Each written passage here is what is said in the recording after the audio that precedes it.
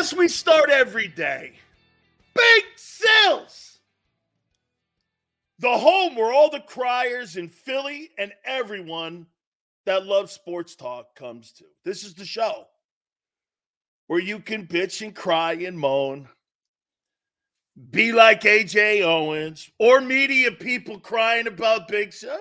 Why the guy so mean? He's the bad guy. The Tony Montana of sports radio and sports broadcasting, Big Sills. How you doing? Oh my God, today are we going to go knee deep? And we are going to lay the law down today. I will explain. Senor, the only guy crying and bitching is Big Sills. No. AJ Owens, hot at it again. Well, I'm going to learn not to listen to Big Sills and not respond on social media because, you know, oh, God, the guy makes $32 million a year. Xander says, like, you know what Xander just said to me? Hey, Sills, you know what the problem is? You know why you kind of kick him in the knees a little bit? That's you and how you are. You see yourself in him. And I'm like, greatness and complaining. Yeah, there's some truth to this. I'm good there. AJ Owens. Hey, Nick, if AJ Owens goes over 2K this year, you'll win 5 games. Because that means no one else got the ball. And that's what we're going to do today a little bit. First, a PSA. And some of you are not intelligent to know what a PSA is, so I'm going to help you. It's called a public service announcement. This goes to Josh Carpetbagger Harris. Hey, dog, you got a big Thursday game. Okay? Don't let Knicks fans come down into your barn and embarrass you again. I mean, instead of selling the tickets on all those ticket apps at higher prices where Knicks fans went and got them, why don't you buy them all up? Give them to a charity. Give them to Sixer fans in the area. Don't make yourself look like an asshole, which everyone already knows you are, to your fan base. Don't be embarrassed in your barn.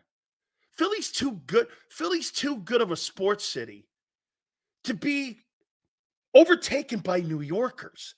Do you really think New York, outside of the Yankees, have a great fan base in any sport? Do you really think that? The Knicks haven't been good in 25 years. They haven't been good since Patrick Ewing. I mean, my God, you are one of the top 3 sports cities in America, and you don't act like it. You can't let New York take you down. Come on, man. Do something decent. The Rangers have a fantastic fan base. Yeah, what's happened is because Comcast destroyed the Flyers, that used to be one of the absolutely greatest fan bases also. But after a while, Philly fans were throwing up in their mask, and they finally just went, fuck that. I'm done with the Flyers. That's what happened. Poor Flyers. It only took them 40 years to run the Flyer fans out of the building. Think about that. Your only dynasty in the last 60 years has been the Philadelphia Flyers. Nothing else. Eagles, Phillies, Sixers. It was the Flyers.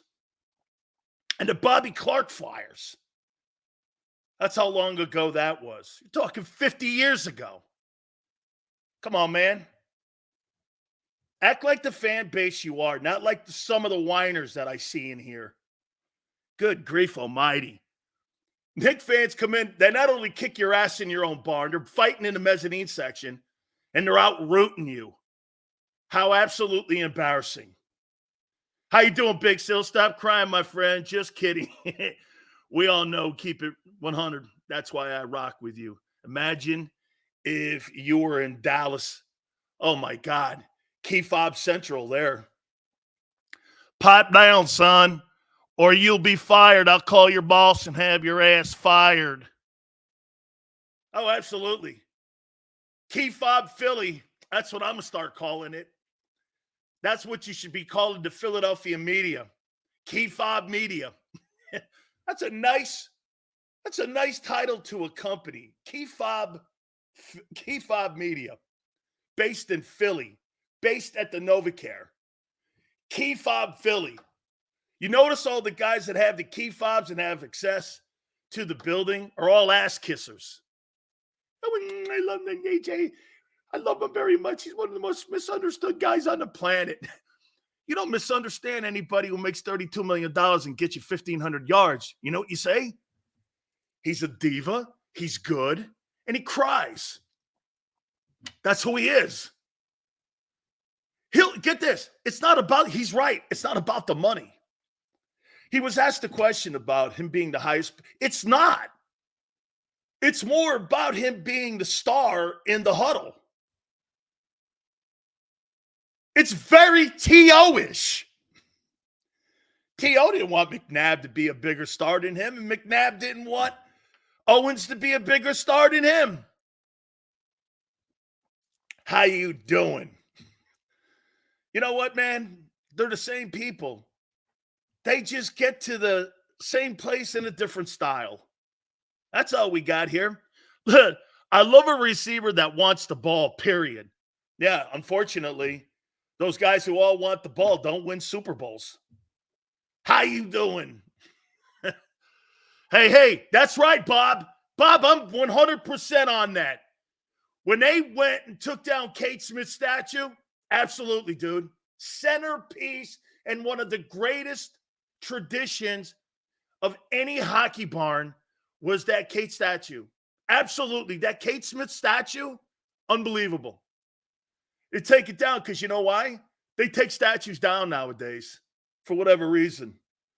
You know, it's the Me Too and the X guys. You know, the younger fellas who don't know shit about dick. Right? That's all right. Steve goes like this. Dan is in love with AJ. Oh, my God. He's content gold. Are you crazy? I am. That guy's one of the most interesting people you have in Philly. Absolutely, I love AJ Owens. McNabb absolutely would be a train wreck to cover. He would. Owens / AJ Brown is kind of fun to cover. We got to learn not to listen to Big Sills. Oh, really? Well, you and you two lovebirds, you and Devontae. It's okay, man. I'm here for you. I'm totally here for you. We couldn't lose when they played Kate singing the national anthem in the playoffs. They completely forgot the tradition. Escape. And when Ed Snyder, man, Ed Snyder's one of the greatest owners Philadelphia's ever had. I love the man. Okay? I love the man. Absolutely.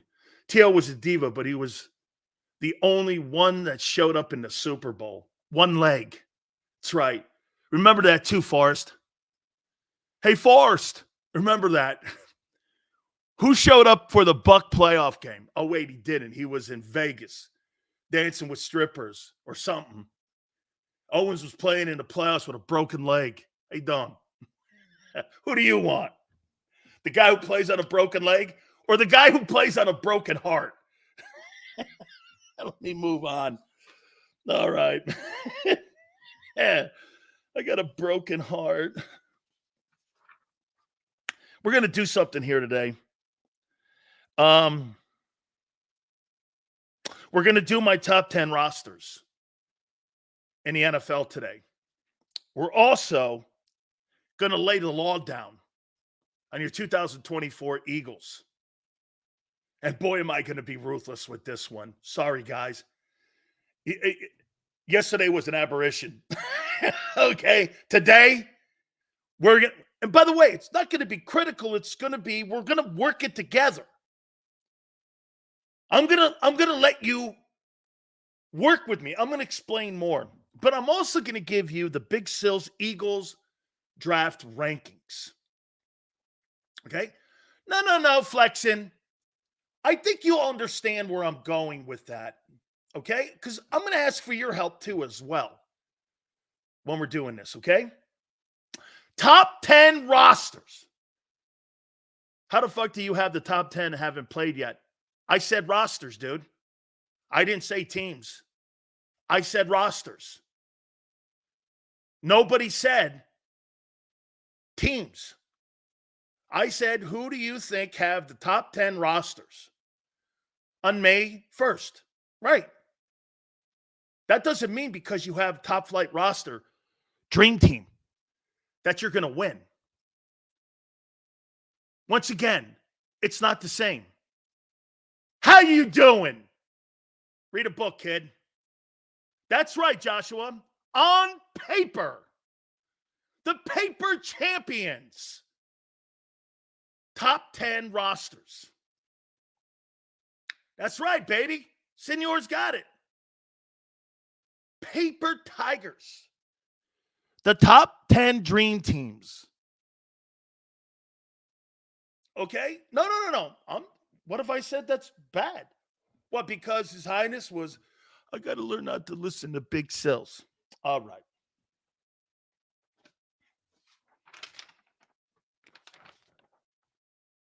We've been paper champions for 3 years. Yeah. That's right. That's right. I wrote down my top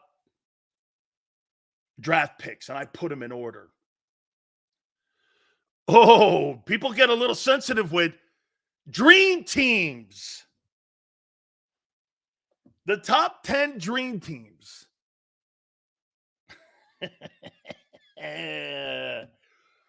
This has a dream team feel to it too, doesn't it? How you doing? Here are my Philadelphia Eagles draft picks that I like, and I put them in order here. Ready? All right. Let's start from 9. Johnny Wilson, wide receiver, Florida State. 6th pick, 185. I actually think the kid's going to make the team. So as you know, everything has went soft with truth being criticized. Then any team are coming into the spectrum with Broad Street bullies. That's the Soviets. Dude, nobody's going against that team back in the day. With Clark and those guys and Bernie Perrant, nobody's coming in there, man. Schultz and them guys, not happening. Those guys would get hit over the head with a stick and in the face with a stick. They changed the rules of the NHL because of those two teams, the back-to-back title teams. And that's why the Islanders went on to take over for them. They changed the rules because nobody wanted to see the way they were beating people up. Those Flyer teams were legendary. The baddest team of all time. And I can't believe Sports Illustrated named my team as one of the most hated teams of all time, number 1. And that team was 3, I think. That Flyer team, in my opinion, growing up, even the Pistons, I'll give that Flyer team the nod over even us. They were badasses. Let me finish. Number 8, Dylan McMahon. By the way, I think all these guys are going to make the roster. I do. I believe he's going to back up with Hennessy, the center position, probably over at the right guard position as well. Okay? Number 7, Jalix Hunt. OLB, 3rd round, 94th pick.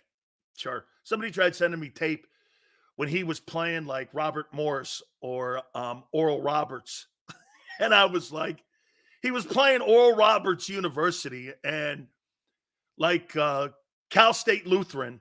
And I was like, I didn't watch it because I was like, that was quite a stretch of games he played. When Bama has to go through like Georgia, Florida, Auburn, they went through Occidental College, Oral Roberts, and Cal Lutheran. I mean, what a row of death row teams that you got to go through when you play at Houston Christian. I mean, shit. Can't wait to see the kid. Hey, unbelievable, man. What a stretch of games that must have been for the kid. I mean, we'll see what happens there. So I got him 7th. Number 6, I have Will Shipley, running back, 4th round, 127. Number 5, I got Jeremiah Trotter Jr., linebacker, 5th round, 155. That's his pick. Number 4, I have Aeneas Smith, wide receiver, 5th round, 152, out of Texas A&M. Number 3, Quinton Mitchell, cornerback, 1st pick, 22nd overall. Number 2, Cooper DeJong, cornerback, 2nd round, 40th pick. And my favorite pick in the draft, as I said yesterday, is Trevor Keegan, OG, 5th round, 172. So to recap, my ranking for my favorite picks in the Eagle draft: Trevor Keegan, 1, Cooper DeJong, 2, Quinton Mitchell, 3, Aeneas Smith, 4, Jeremiah Trotter, 5, Will Shipley, 6, Jalix Hunt, 7, Dylan McMahon, 8, and Johnny Wilson, 9. Those are my favorite picks of the Eagle draft, and I ranked them on how I like the value. I think Keegan's going to start at right guard. I think DeJong has a chance to play a lot, if not actually beat out somebody in that secondary. Mitchell's going to start.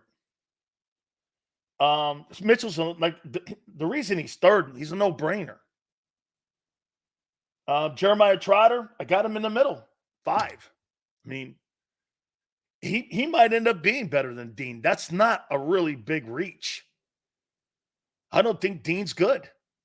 So that, if I'm Jeremiah Trotter, I don't want to be compared to Nakobe Dean because he's not good. I think Shipley's going to get some playing time. The Jalix Hunt kid, I don't know. Well, we'll see what happens. I think the McMahon kid may play.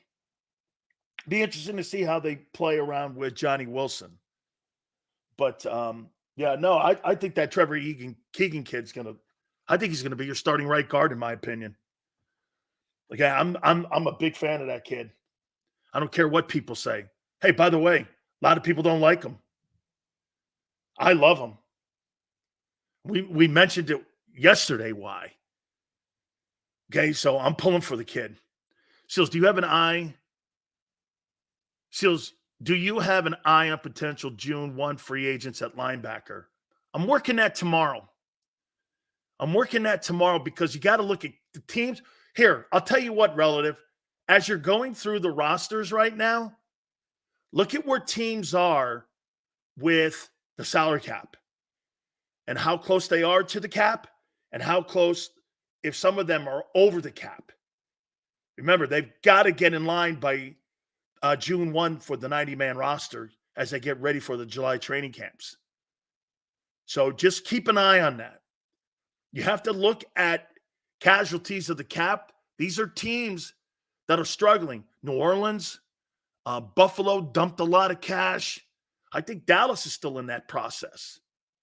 So keep an eye on teams like that have to get and move around. San Francisco is kind of interesting. Are you really going to work on a Brock Purdy deal early now? You might want to hold off a year because you got a lot of contracts you got to deal with. You might want to hang in there.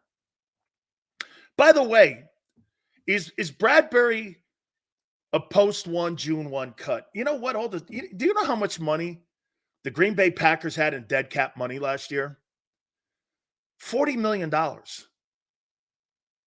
And they destroyed the Cowboys in a playoff game. They had $40 million of dead cap money. The Rams had a ton of dead cap money. All these teams made the playoffs. That dead cap money thing, because of the new collective bargaining agreement, is not as detrimental as you think.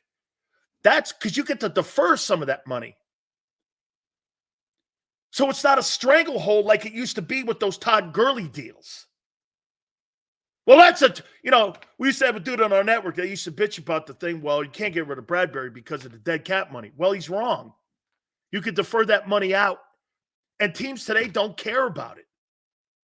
Falcons didn't care when they ended up getting rid of Matt Ryan. The Eagles didn't care when they got rid of Carson Wentz. Teams don't care anymore about that because the cap's high and you get to defer the money out. So Bradbury being on the team, he's probably got a 15% to 20% chance of being on the team. I think it's going to be determined on how he looks in these OTAs, on whether or not he's on the team. I think Slay's still here. I do. I still think Slay's still here. Nice to hear. I'm good as well. Haven't been on here and such. Appreciate it, Scott. Appreciate you coming back. Denver cutting Russ.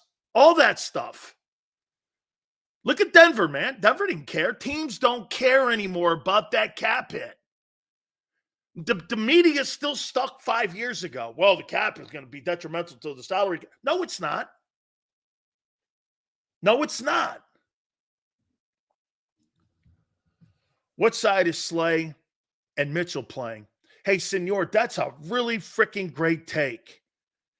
I'm going to play Slay on the wide side of the field. You know why? Let him still line up against the best players. There's no reason to Russ Mitchell. Let him play wide out too. Let him play WR2, man. There's no reason to throw a rookie into the fire right now when you still have to work on your 34 scheme.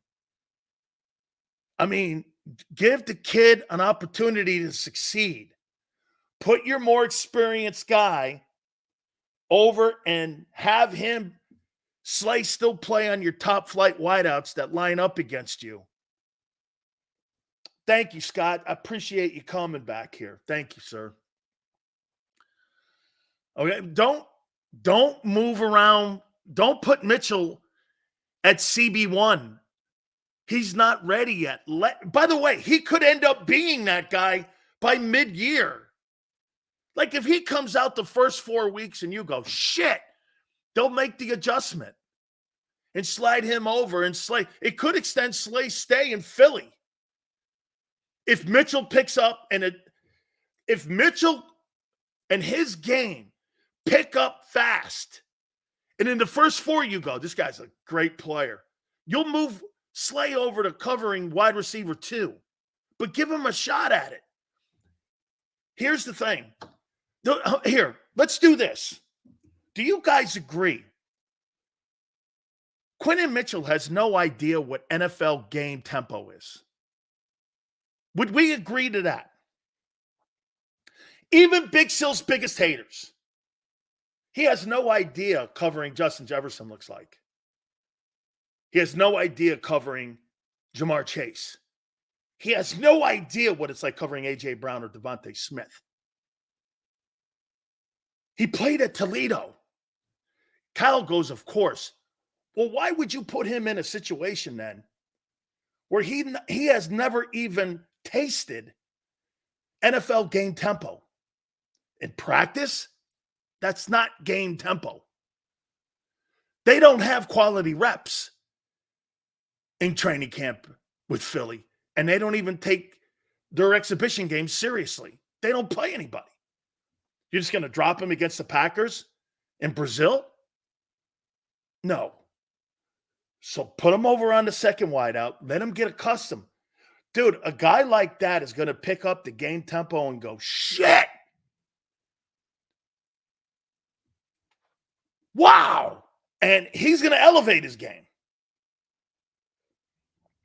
He's going to elevate it. Mitchell will get plenty of practice, AJ and Devontae. Dog, practice time versus Justin Jefferson in a regular season game is not comparable. It's not comparable. It's controlled. Practices are controlled not to get guys hurt. You hear what that guy thinks? You running around in shorts is going to have Quentin Mitchell prepared to take on Amari Cooper when they have to play the Browns, or CD when he's never been in that position. Look at this. I'm sorry, reps are reps. So according to Prince, reps in practice are just as valuable as reps when you play in a regular season National Football League game. Well, I've been in a practice in the NFL, and I've been in an NFL game, and he doesn't know what he's talking about, Prince.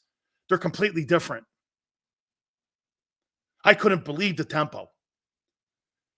I couldn't believe how quick it was and how fast it was and how these plays went just like this. Bang, bang, bang, bang. You looked up, you had 10 plays and you had 6 minuses. I couldn't believe it. Bang, bang, bang, bang, bang, bang. I could not believe how fast those plays went. And they're quick like that. Boom, boom, boom, boom, boom. You look up, you've played 10 plays and you've not played well, and you're like, holy shit. Practice and game reps, completely different. That's why some teams get it and some teams don't. You can always tell a really great team that practices game tempo because you're doing everything at game speed. That was one of the great things you can always tell. Like when I watched Mike McCoy was coaching the Chargers, they lollygagged to drills. They never ran the drills. They didn't do really anything. When they got into games, teams would jump out on them. And you know why? People ask me what I thought, and I go, why? Well, because the other team's better prepared.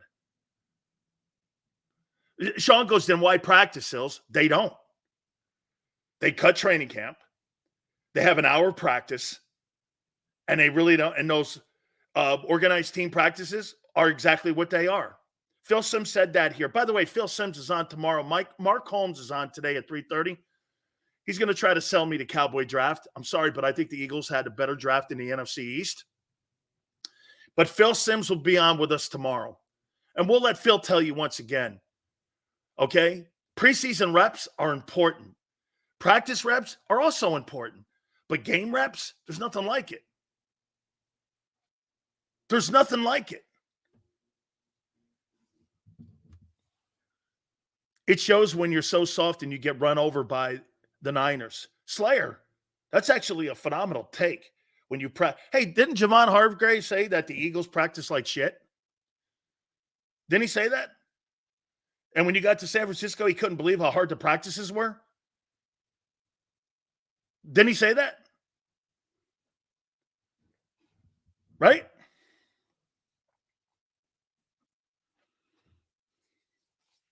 Right? Mitchell's preview at the Senior Bowl will translate to the NFL.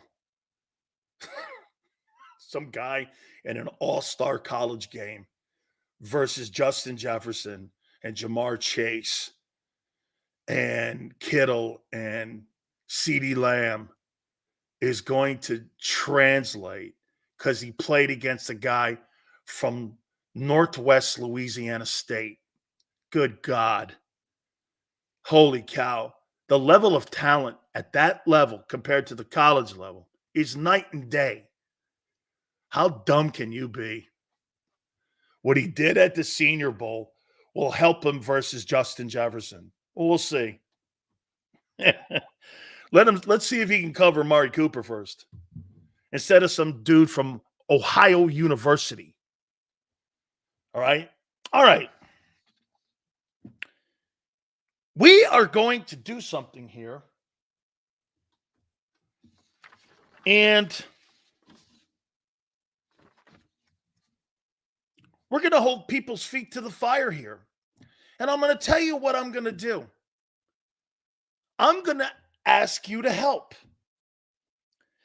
Big Sills and crew lay down the law for the Eagles 2024 roster. Okay?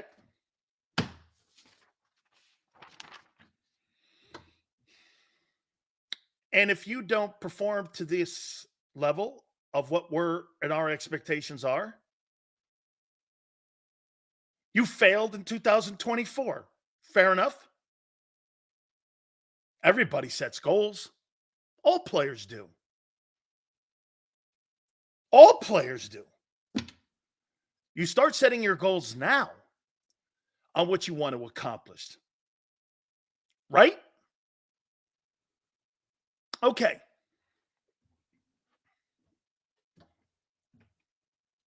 Let's start out with the offensive guy. Oh, by the way, we're doing every player.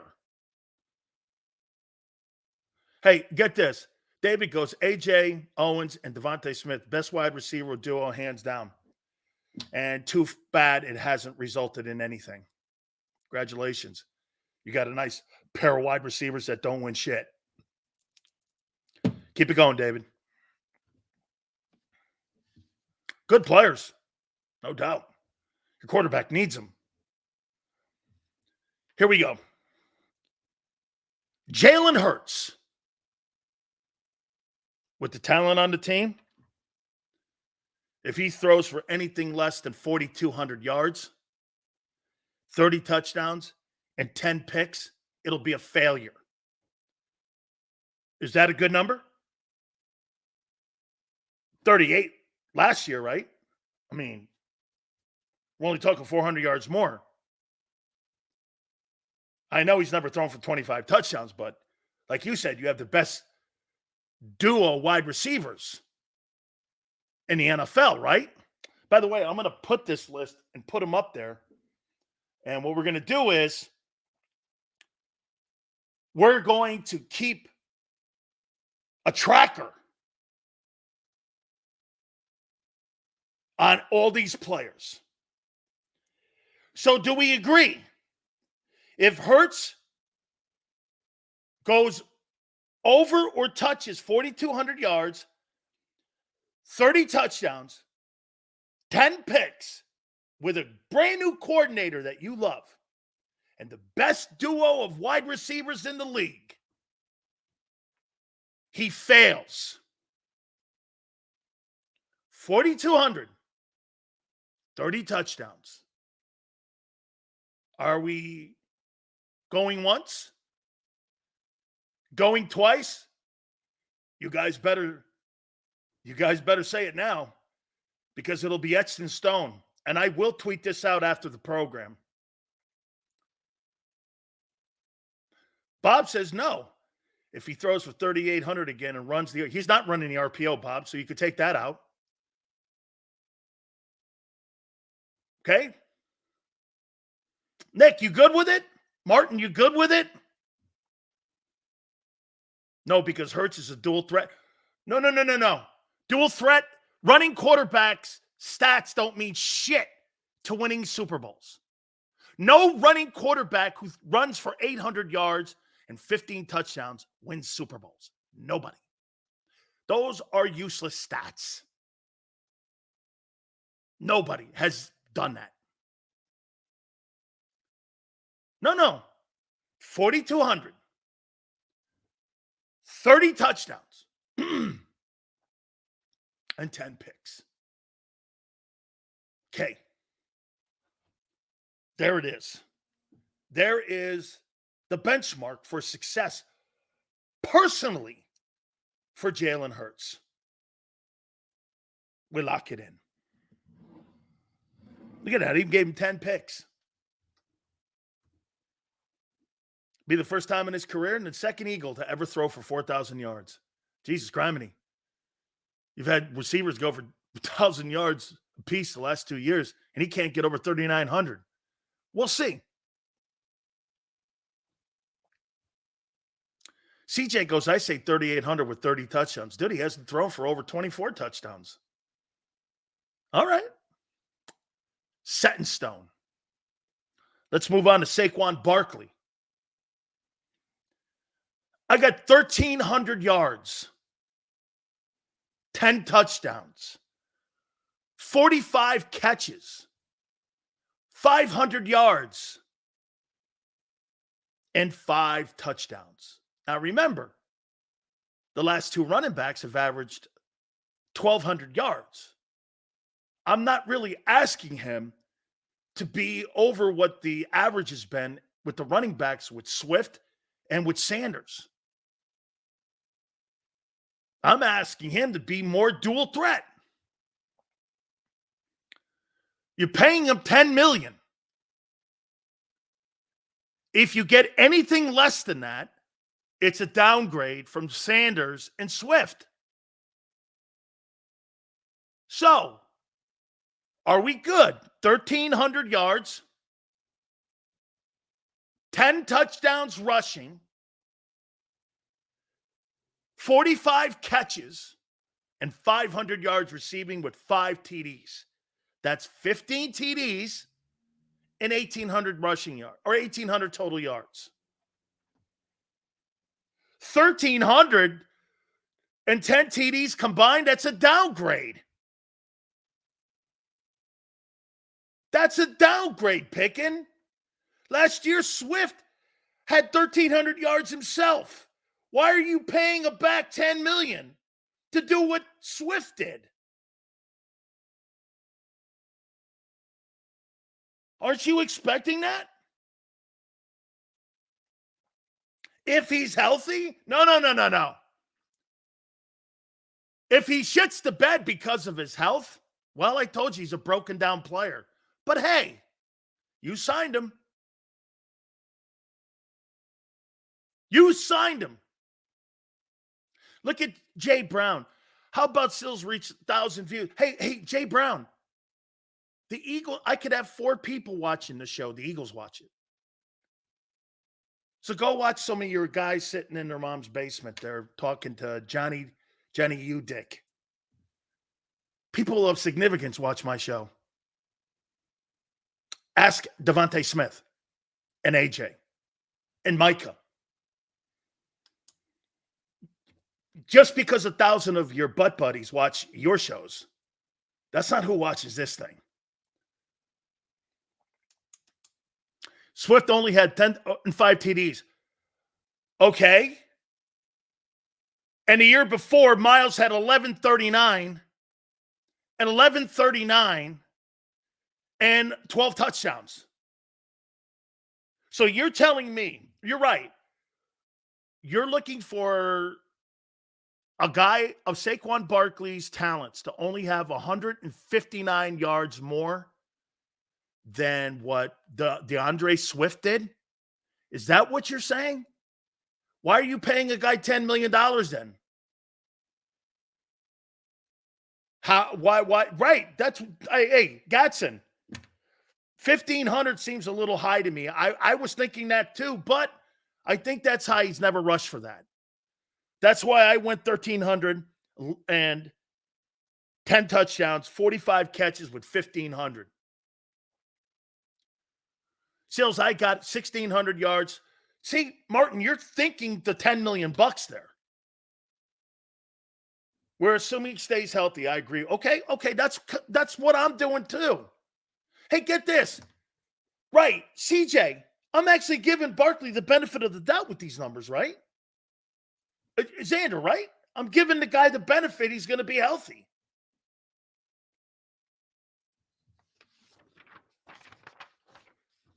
They don't watch your show. They get, oh, okay, yeah, right, okay. Then go look at Devontae Smith and look at Slay. Whatever, guy. You kidding me? On my clips? My clips at times get 1 million views. Are you out of your mind?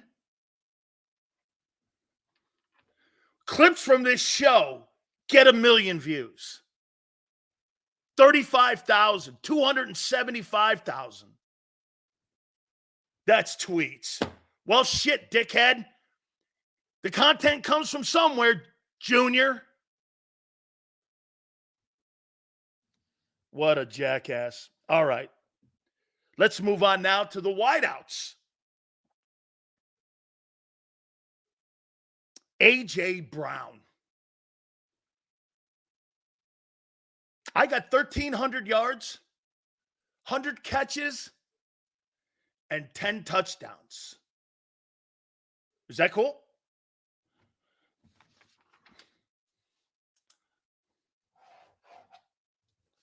Is that cool?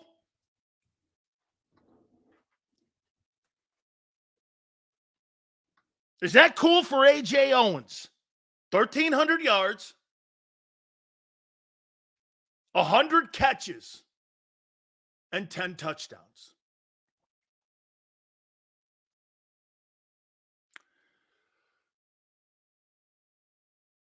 Let's see here.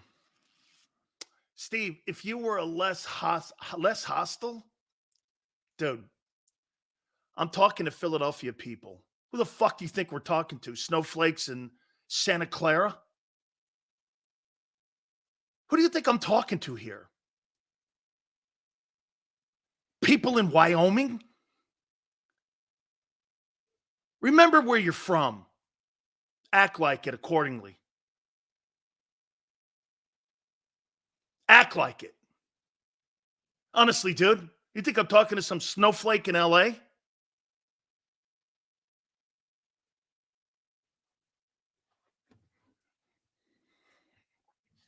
Act accordingly.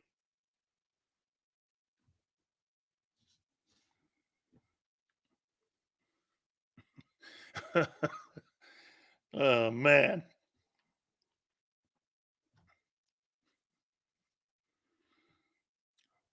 We are not bad Eagles fans. I never said you were.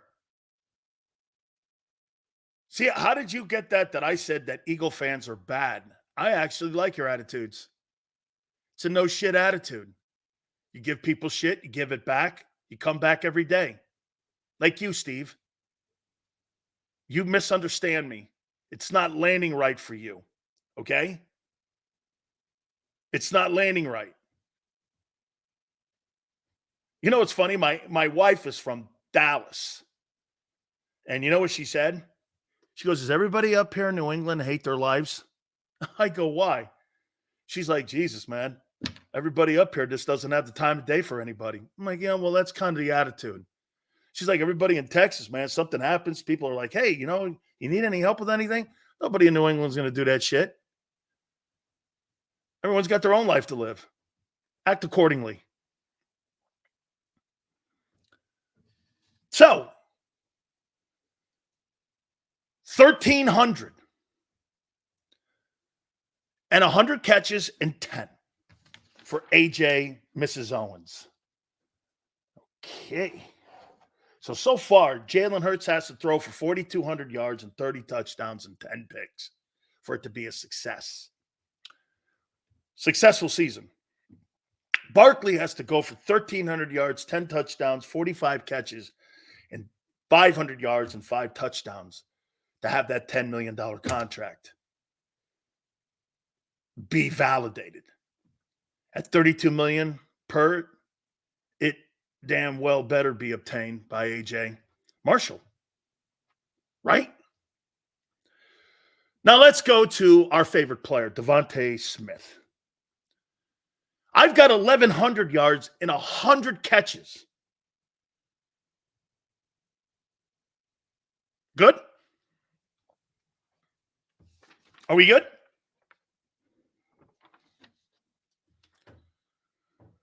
We good with that? 1,100? He is the second guy. You can't put him up there with 1,300. Okay? Because AJ is going to get the majority of the targets. So you think Smitty's going to have a better season than A.J. Brown? Okay. Why are you paying him 32? To be a decoy? Oh, all right.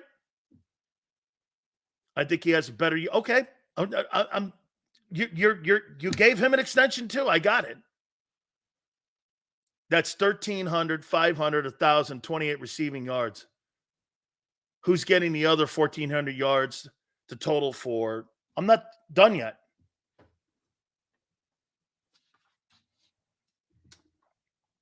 I'm not done yet. So 1,100. Okay. 1,100 yards, 100. So you're going to have two guys with 100 catches. Has that ever happened in NFL history? Oh, you're going to make a little history too. So, Devontae Parker in the 3-hole. You only had 36 catches last year. Surely Kellen Moore is going to increase that, right? Surely he's going to increase that. 50 catches, 500 yards.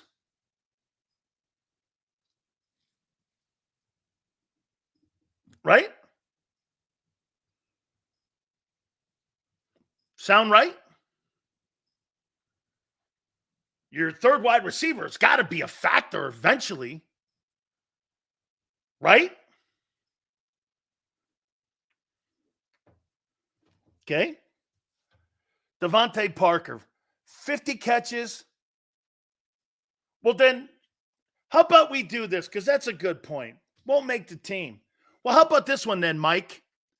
That 3-hole has to produce 50 catches, 500 yards, and someone's got to play there. You traded for him. Devontae Parker. Well, dude, someone's got to catch the ball for Jalen to get 4,200 yards.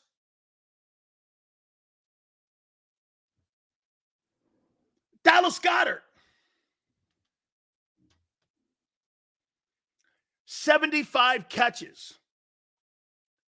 850 yards. And 5 touchdowns. Is that fair?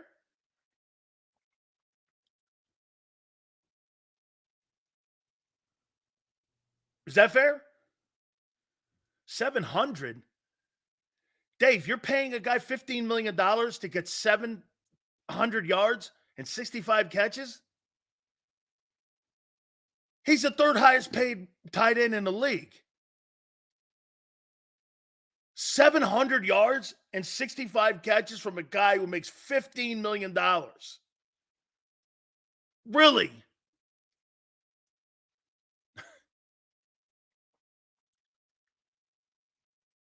Okay. Look at this, man. What a roster. What a roster.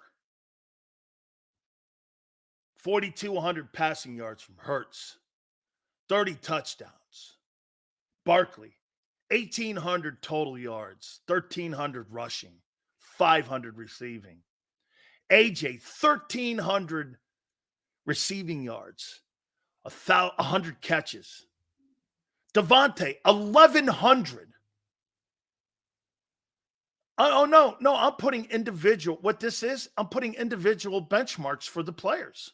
That's what this is, Martin. Yeah. Martin, are you under the impression players don't have individual goals that they'd like to reach? Have you not been watching the diva wide receiver position when they bitch about not getting their targets and catches? It's how they get paid, guy. NFL players on offense get paid on numbers, not championships. Did you notice? AJ's never won a championship. He's the highest paid wide receiver. You're not paying him because he's the title winner. You're not paying Devontae Smith because he's a title winner. You didn't pay Jalen Hurts because he's a title winner. You didn't pay Barkley $10 million because he's a title winner. You paid him because he got numbers.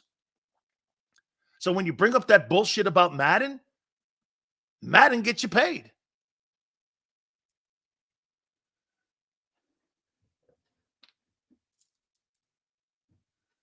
What's the main thing wins? Well, Harris. We've already talked about that. All those numbers that the guys had last year and they got paid this year for resulted in 1-7. We know this. Doesn't matter what these numbers are. It has no bearing, actually. It has literally no bearing on wins and losses. But these are individual goals.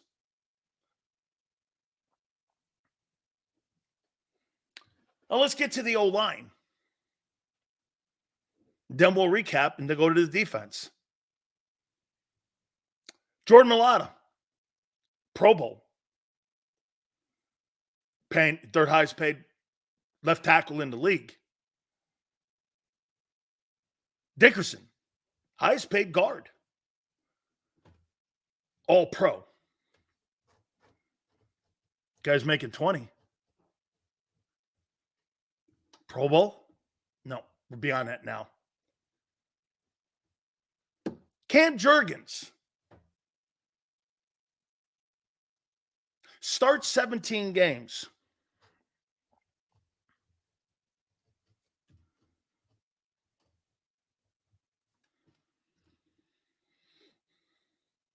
Right guard, I got Keegan in there. Starter. Right tackle, Lane Johnson, all pro. So, here's what the expectations are for your on paper dream team. Jalen Hurts, 4,200, 30 touchdowns, 10 picks. Barkley, 1,300 rushing, 10 touchdowns, 45 catches, 500 yards, and 5 touchdowns. AJ, 1,300 receiving, 100 catches. We did this together. Devontae, 1,100, 100 catches. Parker, 50 catches, 500 yards, 3 touchdowns. Goddard, 75 catches, 850, 5 touchdowns. Mulata, Pro Bowl. Dickerson, all pro. Jurgens, start 17 games. Keegan, starter. Lane, all pro. Don't you think this is fair?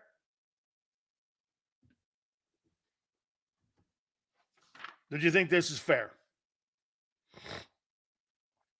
If you want me to adjust one, I will. That's quite an offensive output. Let's see. 1, 2, 3, 4, 5, 6. You're going to have 8 Pro Bowlers on the team then, too, on the offensive side alone. Okay.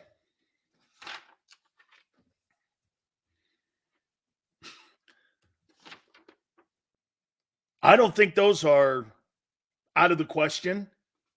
Expectations for a $50 million guy, a $10 million back, a $32 million wide receiver, an $18.4 million wide receiver, a $15 million tight end, a $20 million tackle, a $20 million guard, Cam Jurgens, Keegan, and a $20 million right tackle. I don't really think that that's a lot to ask, is it? Let's do the defense now. All right. Milton Williams, your starting left defensive end. I got 50 tackles, 7 sacks. Too high?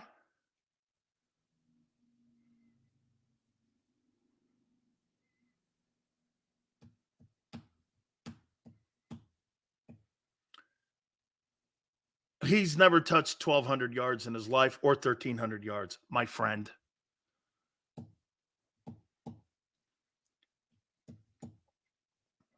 Just about right. 50 tackles, 7 sacks.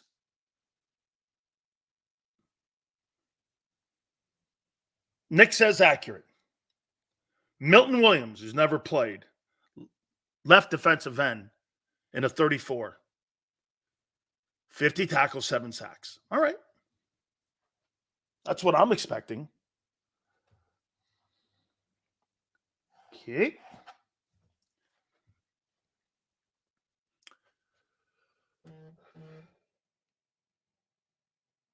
Jordan Davis. 45 tackles. 50 sacks. Be a good year for him? Is that right?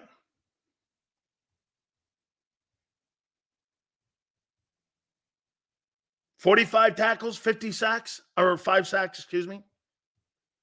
Are you good with that? How many sacks? 5. 45 tackles, 5 sacks for Jordan Davis. Good?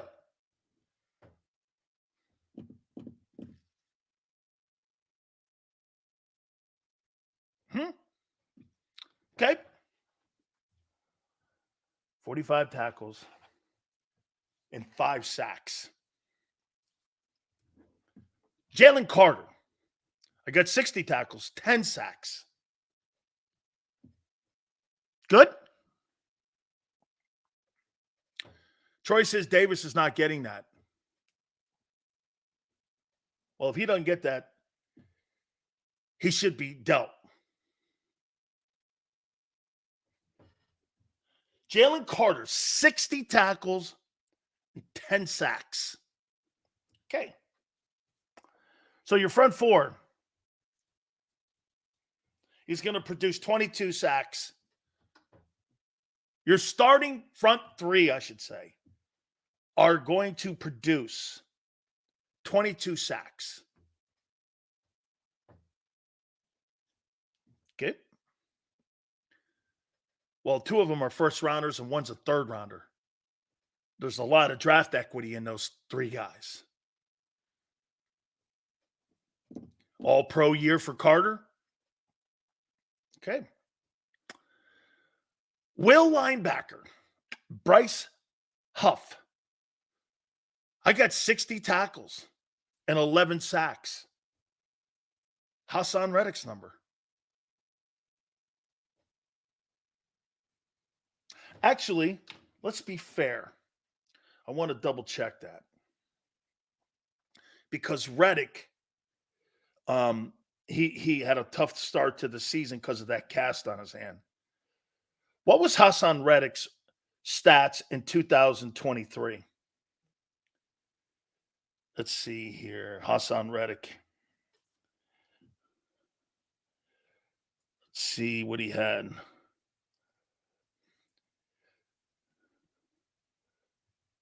Hassan Reddick's stats. Let's see what he did. We'll Bryce Huff. Let's see here. Here we go. All right. Let's bring it down. 50's too high. Or 60's too high. 38.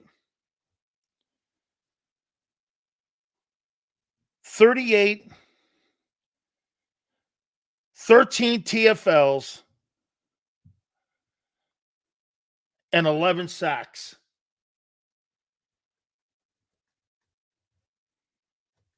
So, Bryce Huff, 38 tackles, 11 sacks, and 13 TFLs.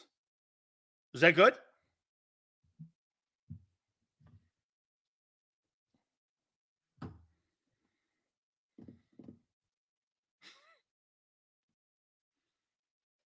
You think 38 tackles?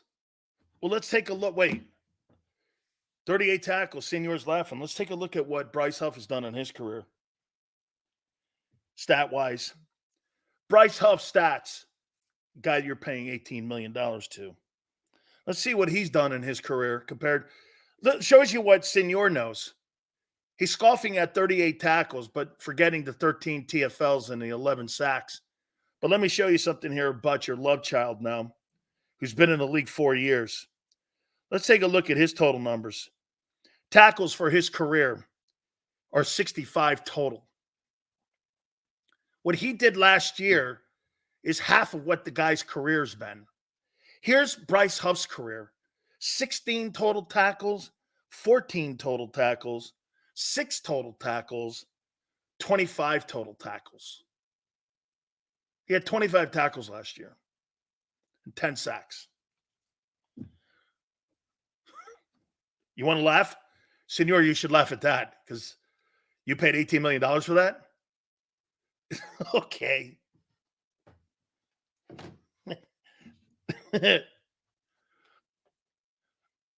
I mean,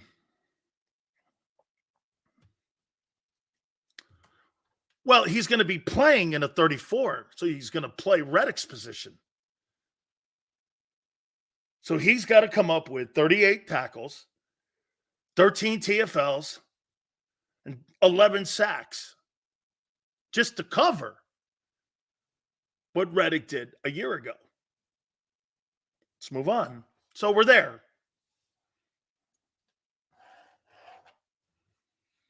Nakobe Dean. What should we put here for Nakobe Dean? Look at Senor. Dean has 43 tackles in 2 years for an inside linebacker.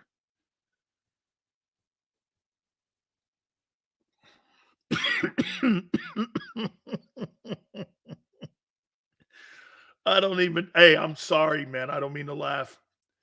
8 games played? No shit. No shit. Hey, I don't even know what to put down here.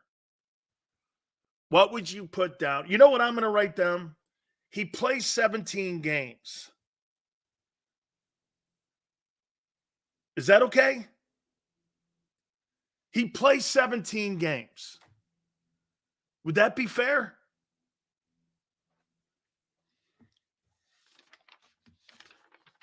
Okay, 17 games. Devin White. 100 tackles and 5 sacks. Shit, you got to at least do what Edwards did or come close to it if you're so good. I didn't put 139 tackles down. I just put 100 down. Is that okay? Right? 100 tackles. Kaiser White had 117. 105. Okay, we're good. We've agreed to that. Nolan Smith. I got 60 tackles and 10 sacks at the strong side linebacker. You're in a 34. 60 tackles and 10 sacks, right?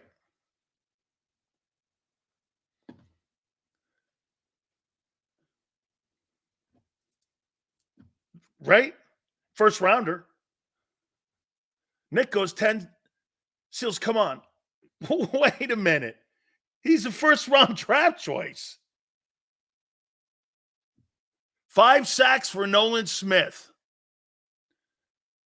60 tackles and 10 sacks from your strong side linebacker. I don't think that's absurd. Here, he kind of plays a duplicate position. Micah Parsons stats.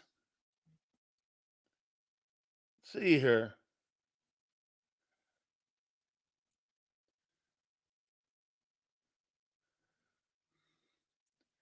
Micah Parsons stats.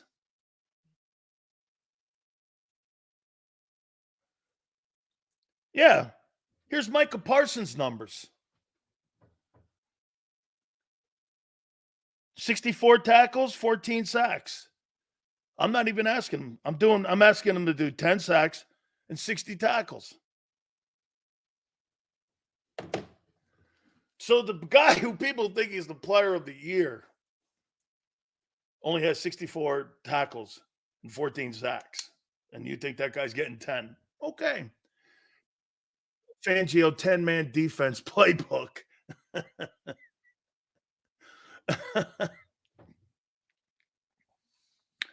All right, now we get to the fun part, the DBs. You guys got to, hey, I love this, man, because I'm going to hold all of you accountable. And you know what I'm going to do? We're going to play some of these clips back at the end of the year. And I'm swearing to you, I'm going to put this up there, what you're thinking these players individually are going to do this year. And we'll see how close we are right or wrong to what they did and didn't do. Way to go. Hurts will be the second quarterback in Eagle history to throw for 4,000 yards and break Carson Wentz's record and be one of the very first few guys to throw for 30 touchdowns. There's only been one. Wentz. That's right, accountable. You have all these high expectations on these guys. These are really lofty expectations. Nolan Smith, Dean playing, Carter 10, Milton Williams even. Do you know he can play the position? This is what the Eagles have put on this. This is what they're expecting. How about this now? Let's get to the secondary. Quinnen Williams, 60 tackles, 5 picks? Or is that too high? It is fun picking. I'm talking about starters right now, Nick. I'm talking about the people that they have on their starting depth chart. About Quinion Mitchell, 60 tackles, 5 picks, 7 interceptions. So you expect, Joseph, that he's going to lead the National Football League in interceptions. Is that what you're saying? Let's see what the number was and how close Joseph is. Joseph wants Mitchell to have 7 picks. Okay. Who led the NFL in interceptions in 2023? Bland. 9. So you and the guy who finished second was Stone in Cincinnati with 7. So you expect him to have the second highest total of an NFL veteran who finished second in INTs at 7. Okay. You want him to have 7. Should we upgrade that or do we keep it at 5?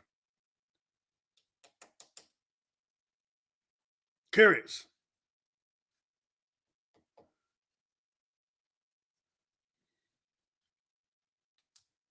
Okay? Keep it at 5. Crowley, I'm with you. Let's keep it at 5 and keep it fair here.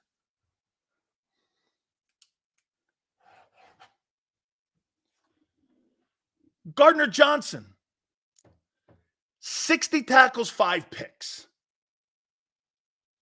Good? I think, Dave, it's going to be more like 2, maybe. Gardner Johnson. By the way, let me take a look at that.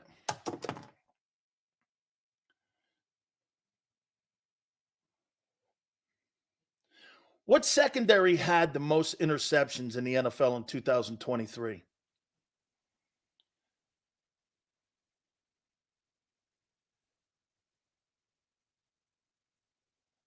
see here. INTs. 49ers had 22. The Eagles had 9. Bears had 22.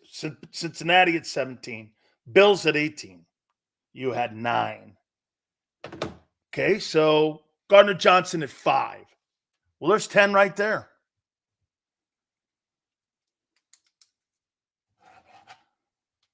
Reed Blankenship. 2.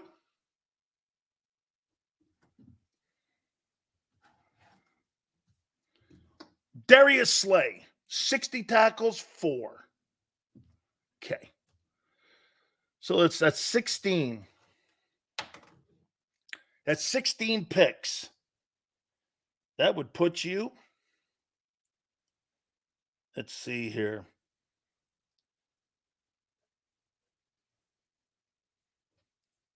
Let's see here. Eagles had 9. That would put you with the Steelers, the Jags.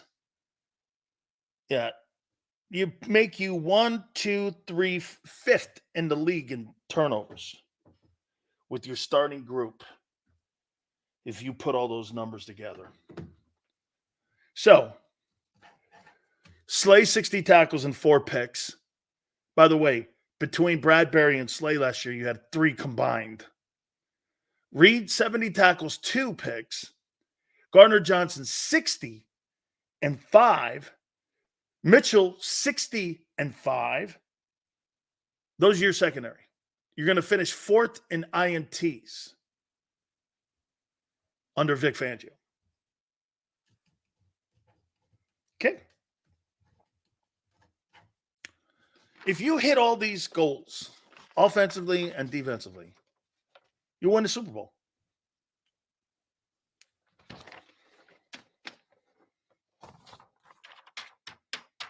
If you hit all these goals, you're going to win the Super Bowl.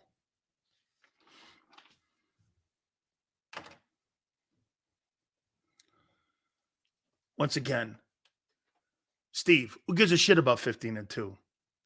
You could be 9-8. Win a Super Bowl. Nobody cares. Stop, bro. You're full of shit. How am I full of shit? You don't think if Jalen Hurts throws for 4,200 yards, 2,000-yard receivers for 3 years in a row, a tight end with almost 900 yards receiving, a running back with almost $2,000 in total yards, everybody in the O-line almost making all-pro, 22 sacks out of your starting 3. Let's see in your linebacking core, how many sacks there alone in your linebackers with 4? This is what you're saying is cool and what you're good with your starting. Get this. Listen to this one, Xander. Everyone sat here and agreed with this, and here's your 4 linebacker sack totals. 28, 5, 32.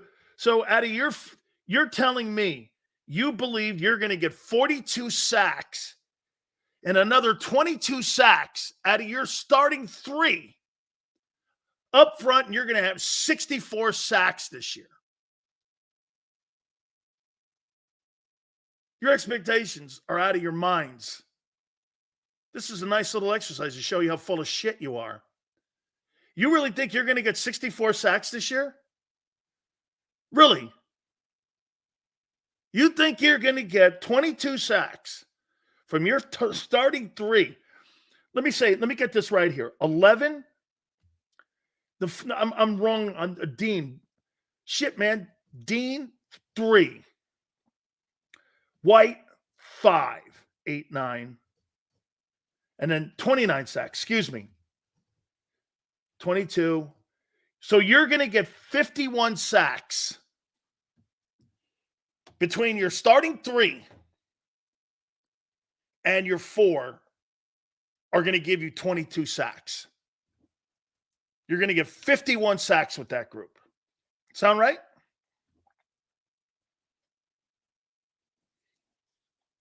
Your linebacking core is going to give you 22 sacks between Huff,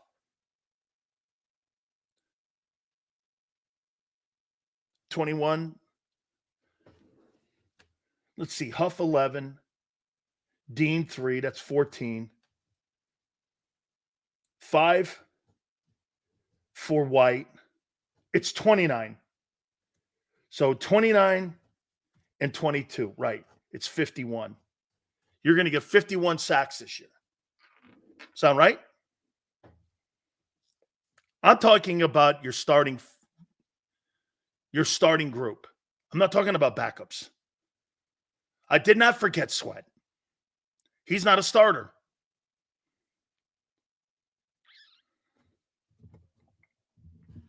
Okay? Only if we blitz a lot. He doesn't blitz.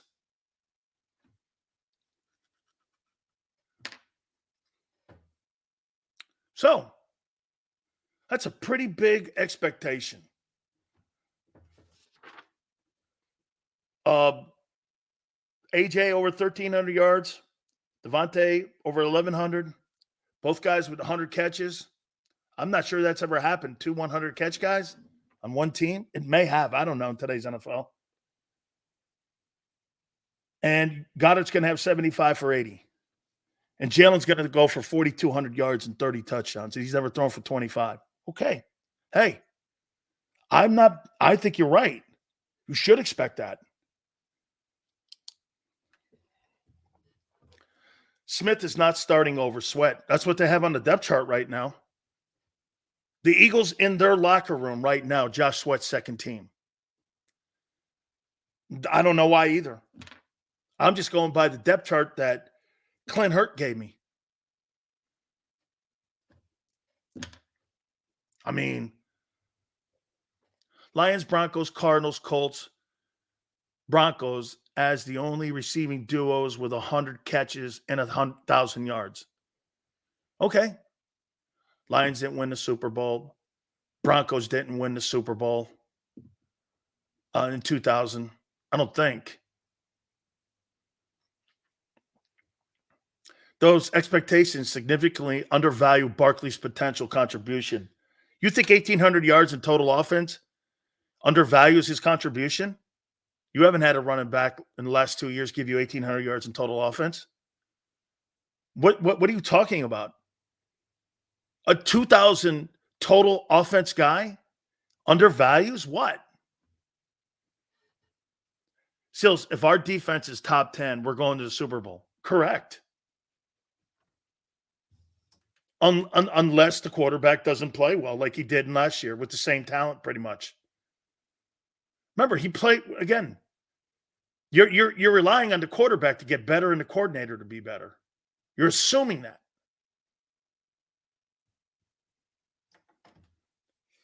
Hey, Niner, I think it's comedy too to think that all these guys are going to land on those numbers. So there's going to be a boatload of guys that are not going to live up to this. Just like last year. They're not all panning it out. And by the way, think about something else. Niner all day. They lived up to those numbers last year. Pretty much 1,100 yards rushing. 1,000-yard receiving. 100-catch guy. The other guy had 1,000. The quarterback had 38-something passing. And they still shit the bed. False narrative to say Jalen was trash last year. Well, all I know was 1-7 was trash. He needs to bring down the INT totals. You're not bringing down those INT totals, LJ, throwing the ball more and running the ball less. You're not. And it doesn't matter if you have 3 1,000-yard wide receivers. It didn't matter you had 2 the last 2 years. You still haven't won a Super Bowl. Last year, you weren't close. The year before, you were. I told you in 22, that's the best team Jalen will ever play on. This team here is not better than the 22 team. You know why? Because you're just on paper right now. Still building the roster? I like Spin's attitude. Let's wait for the cast-offs June 1 again, right? Now, if he makes a trade, that's another thing. He makes a trade, that's another thing. Okay? Nick hates to run the ball. Dude, please, do me a favor, Slayer. Don't bring Nick's name into anything when it comes to the direction of the offense, because he has no say. So he really, in theory, has no input whatsoever when it comes to that. All right. We're going to talk a little Cowboys and the rivals in the NFC East with Mark Holmes. I got the Cowboy draft. I want to hear how he looks at that. So let's take a timeout. We're going to do our simulcast as we always do, 3:30. Each and every single week here on JAKIB and with Mark, who covers the Cowboys. Hit the like button, please. We appreciate you guys so much. Keep it here, National Football Show.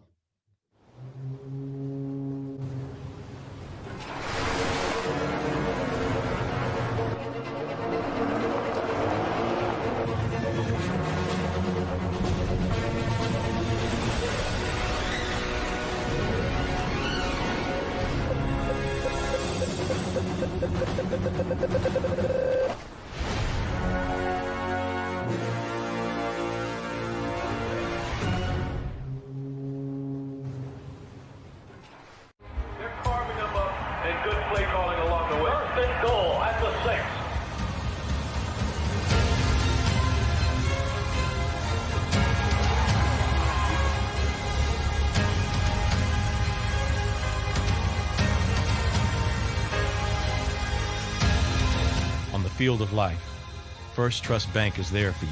Champions on 3. 1, 2, 3. Because Philadelphia dreams deserve a Philadelphia bank. Heading down the shore, have a ball once more. Here, imaginations run wild and time stands still. Because here, you can find the best of the Jersey Shore, all on one 5-mile island. So leave the old you behind and get lost in the woods. Plan your stay in the Wildwoods today.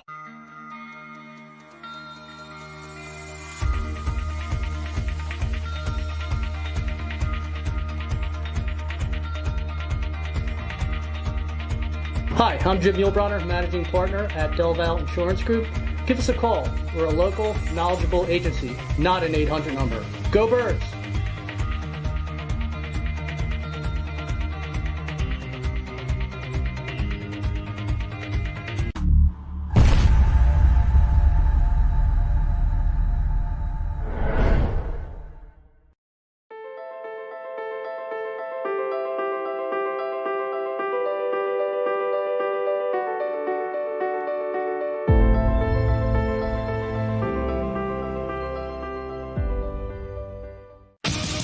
The greatest fans on earth. It's a bold statement, but would you expect anything less from Philadelphia?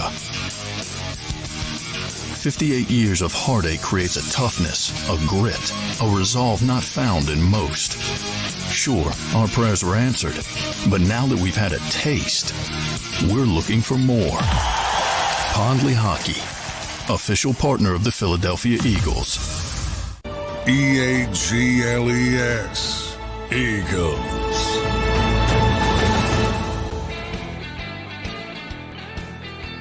By the way, tomorrow Phil Simms will join us.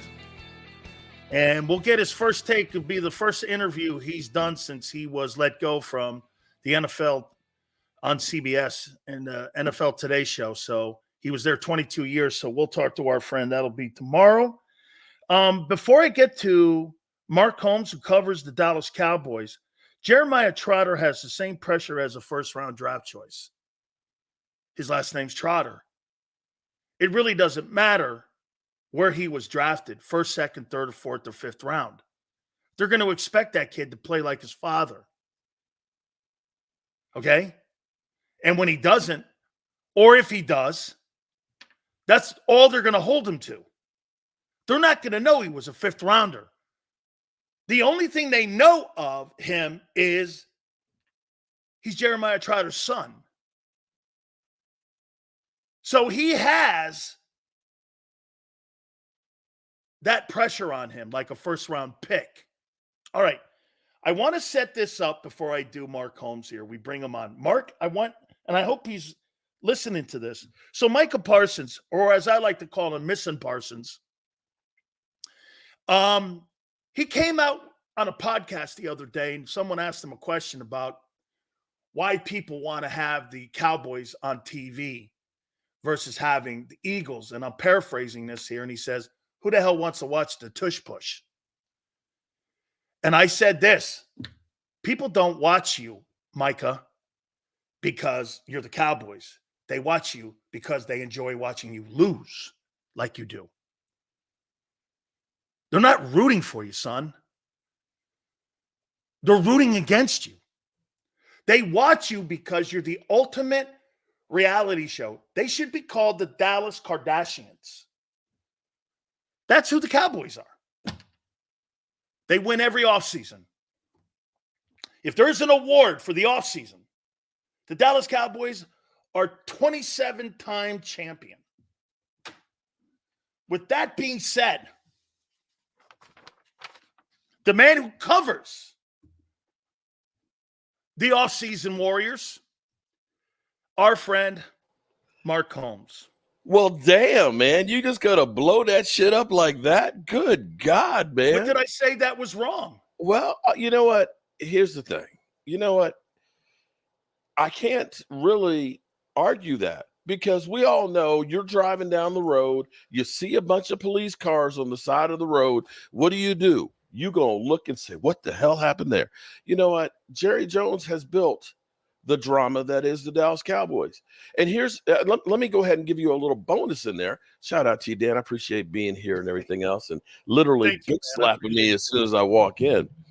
But the whole Deion Sanders and his son situation, most people didn't pick up that a couple of days ago, Deion and Secure were on a podcast, and they asked him, what receiver would you like to throw to? I don't know if you saw that or not. I didn't. And he said, CeeDee Lamb. And then Deion said, oh, Lord, he said, they're going to be talking about this. Like he was really concerned, but he said, did y'all get that? And I was like, wait a minute. Did you get that? So he made sure of it. He said, yeah, me and CD, we've been talking at the Super Bowl and everything else. See, the way I look at it as the whole drama. Who was the first to lay that out to you? Who was the first to lay that out to me? Shedeur Sanders and Deion to Cowboys next year. Oh, I mean, that's been talked about for a while now. I mean, from the time Deion said he was going to put teams on notice that he wasn't going to, he wasn't going to go to certain teams. And see, now you done gone through here. You've got this extra drama with, the former player that they told to transfer and how that's turning off a bunch of teams. Now, Deion can kind of say, you know what? We ain't signing with your team. And teams will look at this and say, you know what? There's a whole lot of drama on here. Maybe I should step away from this. This is about maybe being there with the Cowboys, because who would like to have more drama than Jerry? I know, and you know what? And Mark, I've been saying this for 3 months that I think Shedeur Sanders is going to be the starting quarterback for the Dallas Cowboys because Michael Irvin told me this. Yeah. And so Michael Irvin, I forgot. Philly 500 told me that that's it. Yeah, I forgot. Michael believes the reason that the extensions haven't been done for Dak and for Mike McCarthy are just for that simple fact that those two guys are sitting. Now, look, do I think something gets here? If you sign Dak Prescott for $60 million, I'm sorry to tell you, Mark, you're not winning shit. Well, here's the thing. Here's what you got to look at. And this is what I believe is actually going on. One, I think Dak Prescott is the one that said, let's take our time on this thing. Let me see what you guys are going to do before I rush in to sign a contract, because maybe you guys really aren't about anything other than drama. And, I've made almost $200 million after this year in my career. I've been NFL Man of the Year. I've been Rookie Offensive Player of the Year. If I can get a Super Bowl ring, then I've done it all. I can, be happy for the rest of my life. I'd like to win it here, but before I tie myself up for 3 or 4 years, which may be the last contract I sign, what are you guys going to do?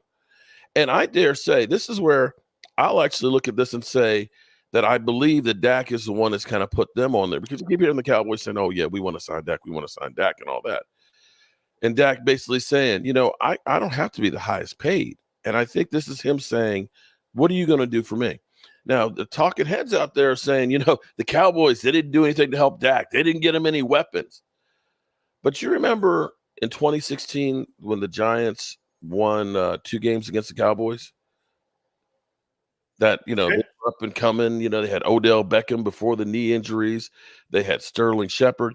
And in the offseason, they signed Brandon Marshall.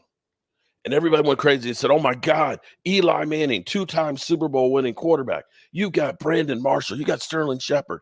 You got Odell Beckham Jr. You're not going to be able to stop that team, right? And I said, yeah, they got great weapons, but their offensive line sucks. I said, Eli is not going to be able to do shit with that offensive line.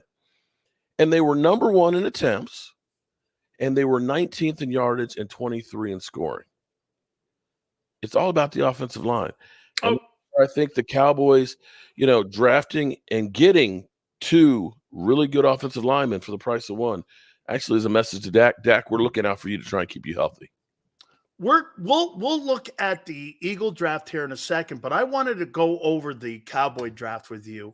Mm-hmm. And I'm going to give you my assessment, and then I'd like for you to follow up on how you looked at how I saw what they did, if you don't mind. Yeah, I'd love that, man. It's your show, man. It's your show. I'm just living in your world, bro.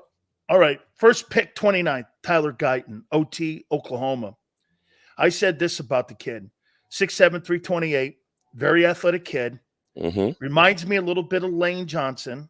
Mm-hmm. Now, they're looking for him to replace Tyron Smith. Here's my problem. He's not a left tackle. He's more, in my opinion, of a run-blocking right tackle.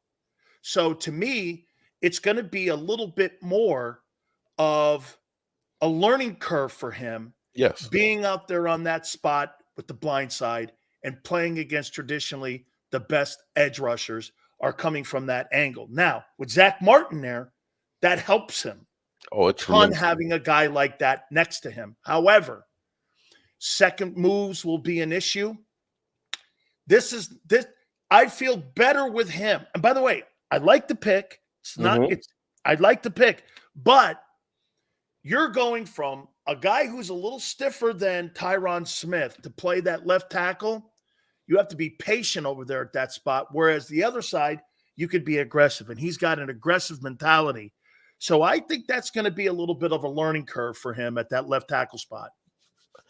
All right, let me counter that. At Oklahoma, his quarterback was left-handed. He had to defend the blind side of the quarterback. He had 13 starts at right tackle. He had 1 start at left tackle. I will give you that. And as Mike McCarthy said, try wiping your ass with your right hand and then try wiping it with your left hand. It's 2 totally different things. He is very young, very raw. The 14 starts aren't a lot. But having, like you said, having Tyler Smith next to him, and I dare say this is one of those moves where most Eagle fans have been joking about Zeke Elliott coming back. Zeke Elliott is not going to be the every down back. But the thing that's great about he's a relic. He's a relic, but the dude can block. He can help out on that side. In red zone. Yeah, that's in red zone. And so that's where you look at it and say, we got Dak Prescott's friend, appease Dak a little bit here. And he's a guy who does not mind putting his nose up in there and will be able to help out. I think it was actually a good move. To be able to move back and to get that extra pick was huge. Here's what I say to that when you say the left-hand quarterback. Still, when you're on the right side or you're on the left side, reversed. And when I get it, you're still dropping a different foot. Yes.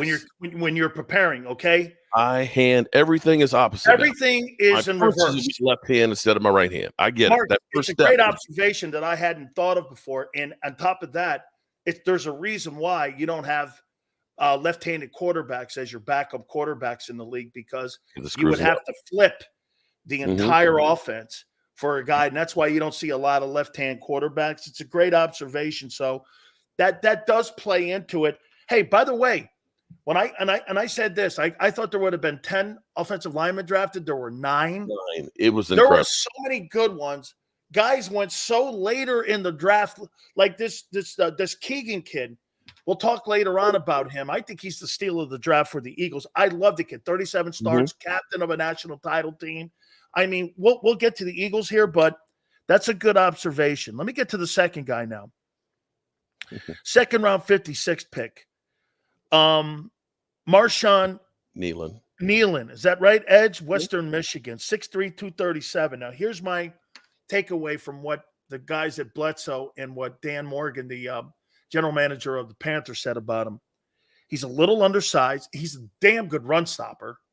He's shockingly, for him being 237, Cowboys need pass rushers. However, their big deficiency in that front seven is stopping the run. Yes. So to me, they got him more on the fact that they're hoping to develop him into being more of a pass rusher, but they got him mainly because they think he's going to be helping in the run stop game where they need the help the most. Well, actually, this is one, I think this pick is more for the future than it is right now. It is. Because when you look at him, he's more like D-Law, DeMarcus Lawrence. And DeMarcus Lawrence, this is basically the last year of his contract. He's getting older in the tooth, but they're very similar in his game. He is a really good run stopper. He's actually 267, 6'3", 267. And I think he'll be part of the rotation. The Cowboys, one of the things we did last year, and everybody's going through, we lost Dorrance Armstrong and we lost Dante Fowler. We keep a rotation of the guys, and he'll be definitely one of those rotations. And you have to look at this from the standpoint of the Cowboys had 2 big problems when it came to playoffs: running the football and stopping the run. We haven't done anything to run better as far as running backs, but we've done that on the offensive line. And we got some players that will help out with that run stopping. This is my favorite pick of the Cowboy draft. Third round, 73rd pick, Cooper Beebe, guard center. Mostly he's going to play center. I vote on the All-American teams every year, and on the top 25, I voted him 2 years in a row. First team All-American, and he's two-time Big 12 lineman of the year, 6'3", 222. In my opinion, you lose a center. I watched the kid play, and if you watch him, now, so you got to remember something about linemen, like I said. Mm-hmm. You know, the top guys like Fuaga had a 93 rating. Well, a kid like this had a 91 rating. That's how close all these guys were. So it's kind of like your favorite dessert, Mark. So to me, I love this pick here. And it would not shock me if this kid turns out to be one of the better players that they've drafted over the last 3-4 years. Here's the thing that's actually amazing. Okay. The Cowboys, we get more shit than anything. We don't do crap in free agency and stuff. But for the most part, you look at things that we do. To actually have moved back to get the pick to get this guy is unbelievable. You think about his size. He's 6'3". I'm glad he's not too tall, because at center, it's the low man that wins. Too many times with Biadasz, especially, and this is where I think this is against you guys, because you've got the big guys with Jordan Davis in the middle. Typically, Biadasz, when he had a big guy in the middle, he'd just get pushed all the way back into Dak Prescott's lap. Cooper Beebe, I think of him like Juggernaut. You know, if you've seen the Marvel character, you know, his head is kind of in between his shoulders. It's like he's got no neck. He is physical, he is mean, and he's there to crack some skulls. I think that this may be, like you said, one of the best moves the Cowboys have done in a long time. The other third rounder, Maris Linfro, is that how you say his name? Yeah. Notre Dame. The kid's going to help in run defense. Boom. I watched him at Notre Dame last year, and Al Golden was the defensive coordinator of that thing. And it seemed to me that, again, does a lot of false steps in there a little bit, but he's aggressive. Mm-hmm. I don't really think Notre Dame's defense was exceptional last year. I think it got better towards the end of the year. That team got better towards the end of the year. And I think he got better towards the end of the year. So, I mean, I think a lot of the guys that they signed on defense and drafted on defense were helped the run game. Yeah, definitely. I would have liked to have seen a little bit more on the interior defensive line, but we do have a guy in the end, as we'll get to later on, that I think actually could be helpful. No fourth round this pick. Kid Carson. Killian Carson? Yeah. Cornerback, Wake Forest. This is what Mario Cristobal said about him. Great athlete, tremendous tackler, and somebody that can shock you and maybe see some playing time in that secondary. Help you a lot on special teams, but they're talking here again where this guy here could maybe be a depth guy there in that corner position now that you get Diggs back. Yeah. And I'm not discounting that Stephon Gilmore might be brought back into the fold. I think part of the deal with Stephon Gilmore is he had the shoulder surgery. I think they're waiting to see how all of that stuff works out and so on. You know, you've heard rumors that he might go back to New England or he might go back to Carolina. I don't necessarily see him wanting to finish up his career with teams that are in that position. So don't be surprised if he comes back. But Carson, his nickname was Seatbelt, because his coverage was literally like a seatbelt wrapped around you. He is actually a lot better than I think a lot of people will think, will give him credit for. I don't look for him to be a guy that's going to be plugged in as a starter, but working with Al Harris has done some phenomenal work with the Cowboys secondary players. And I think eventually that guy might be a head coach. Well, help me out on this sixth pick here. Ryan Forno from Southwest Mississippi Valley State, Eagle Creek University, Helen Keller University, wide receiver. I mean, I don't get this one here, but okay. Depth. Yeah. Well, it's not going to be that hard not to make the Cowboys wide receiver group after CD. Yeah, but I don't think the Cowboys are done right there. Here's where I look at it and say, you know, the Cowboys are now beginning to sign some guys. We're talking about bottom feeders right now, you know, getting Zeke back in the fold and stuff like that, bringing back Damian Wilson and stuff. But see, the Cowboys have those extra comp picks for next year. We got the 3 5s and a 6, it looks like, that are coming through. It would not surprise me to see the Cowboys use a 5th or 6th round and try and make a trade for a running back as well as another possible weapon, or maybe even a 4th round pick. I think the Cowboys have been playing possum or rope-a-dope, so to speak, and now they're trying to hurry up and get this thing put together. You know, they don't like to spend a whole lot of money. The way Stephen Jones looked at it, and you can ask Stephen, is if I get a guy that first week or two and I spend $12 million for him, I might be able to get 3 or 4 guys in that second wave, because now teams, they got a guy they didn't expect. So now you're going to start to see some veterans that have been pretty good. And more times than not, the Cowboys have actually done some pretty good things with some of the veterans later on filling in the roster. The thing that kills me is, this is not a knock. Actually, it is a knock in you damn Eagles. Screw you Eagle fans, man. It's crazy that you guys are coming around and acting like you just won the Super Bowl or something. It's like, did y'all forget that y'all crashed and burned after the season? Because last I thought we were all kind of in the same boat. We lost the first weekend of the playoffs. Always remember this, though, big fella. Okay. You guys backed into the NFC East. The Eagles did implode. So remember, they played their worst football and still almost won the East. You had to rely on the Eagles in a nuclear meltdown to win the East. Dan, deja vu, Dan. Meltdown. Deja vu. Last year, this time, if you and I had been friends and talking on here, we would be having the exact same conversation. The Cowboys suck. They're not doing anything to help themselves. They will not do shit. Nobody expected us to be anywhere. What did they say about your team? Best quarterback in the NFC title game. Hurts. Look at that offensive line, the wide receivers, Howie Vision. They're Super Bowl champions. And you crashed and burned. You looked like some ass, man. Come on.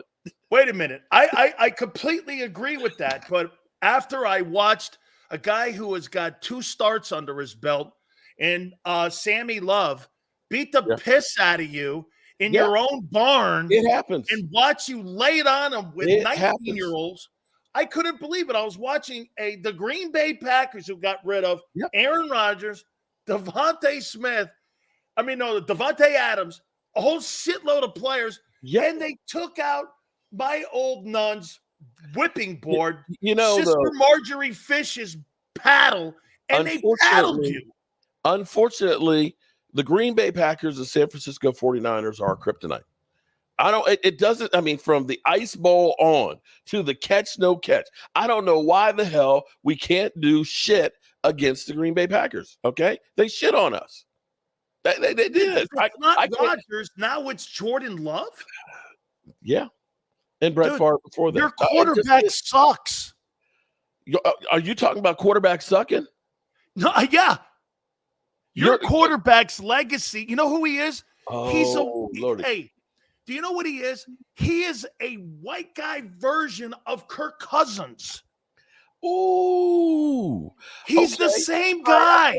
I tell you what, look, we'll see where we're looking at the end of the season. Let's see if your quarterback still has a job with the Eagles. Hey, all I know is this. Kirk Cousins and Dak. What's the difference? Okay, all right. Well, I'll tell you one thing.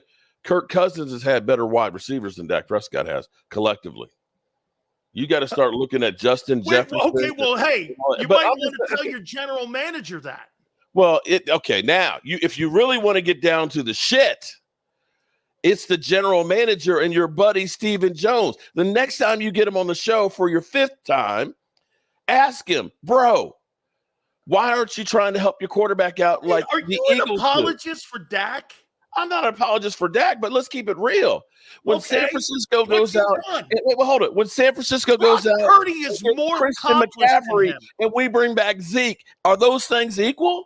Wait, Brock Purdy's more accomplished than Dak. Look at the people around him, bro.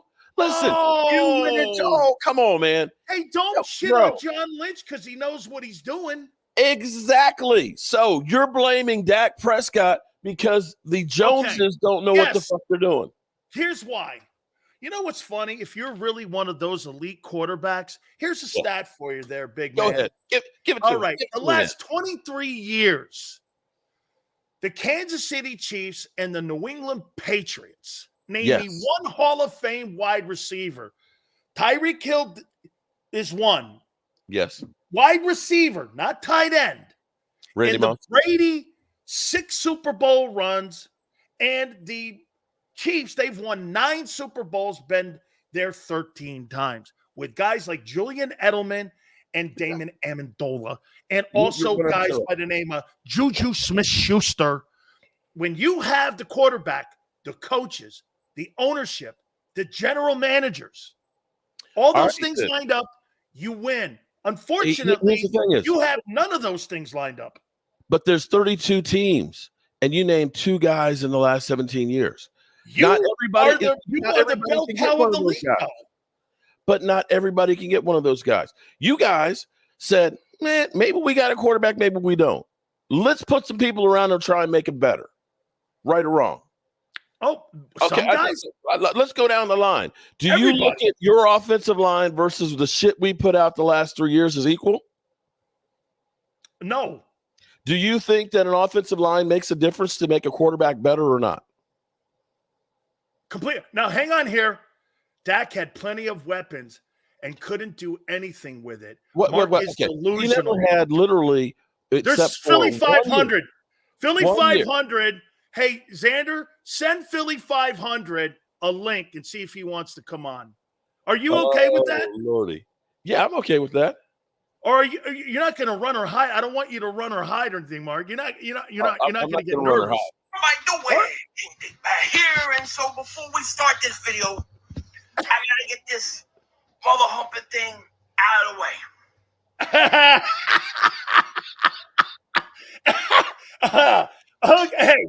Okay. We gotta. Mark Holmes is my daddy. Mark Holmes is my daddy. Mark Holmes. Hold on, wait a minute. Mark Holmes, the son of Philly 500 and John Holmes. Did I just hear that right? Yes. Philly 500 admitted that he's your son? Yes. Wow, man. So wait a minute. If Philly 500 is in here, so do me a favor, Xander. Send him a link to see if he can come on here. All right. So let me get your assessment here before we get him on. Okay. Give me your overall grade for this draft for the Cowboys. Here's the thing. You get all the experts that are going. How about this? Not a grade on talent, but did they address needs? Yes. And did they get the right player? Yes, Philly 500, a real content creator. Okay. Here's the thing I would say is the Cowboys, with not having that many picks to create the extra one, none of these guys are guaranteed to be anything.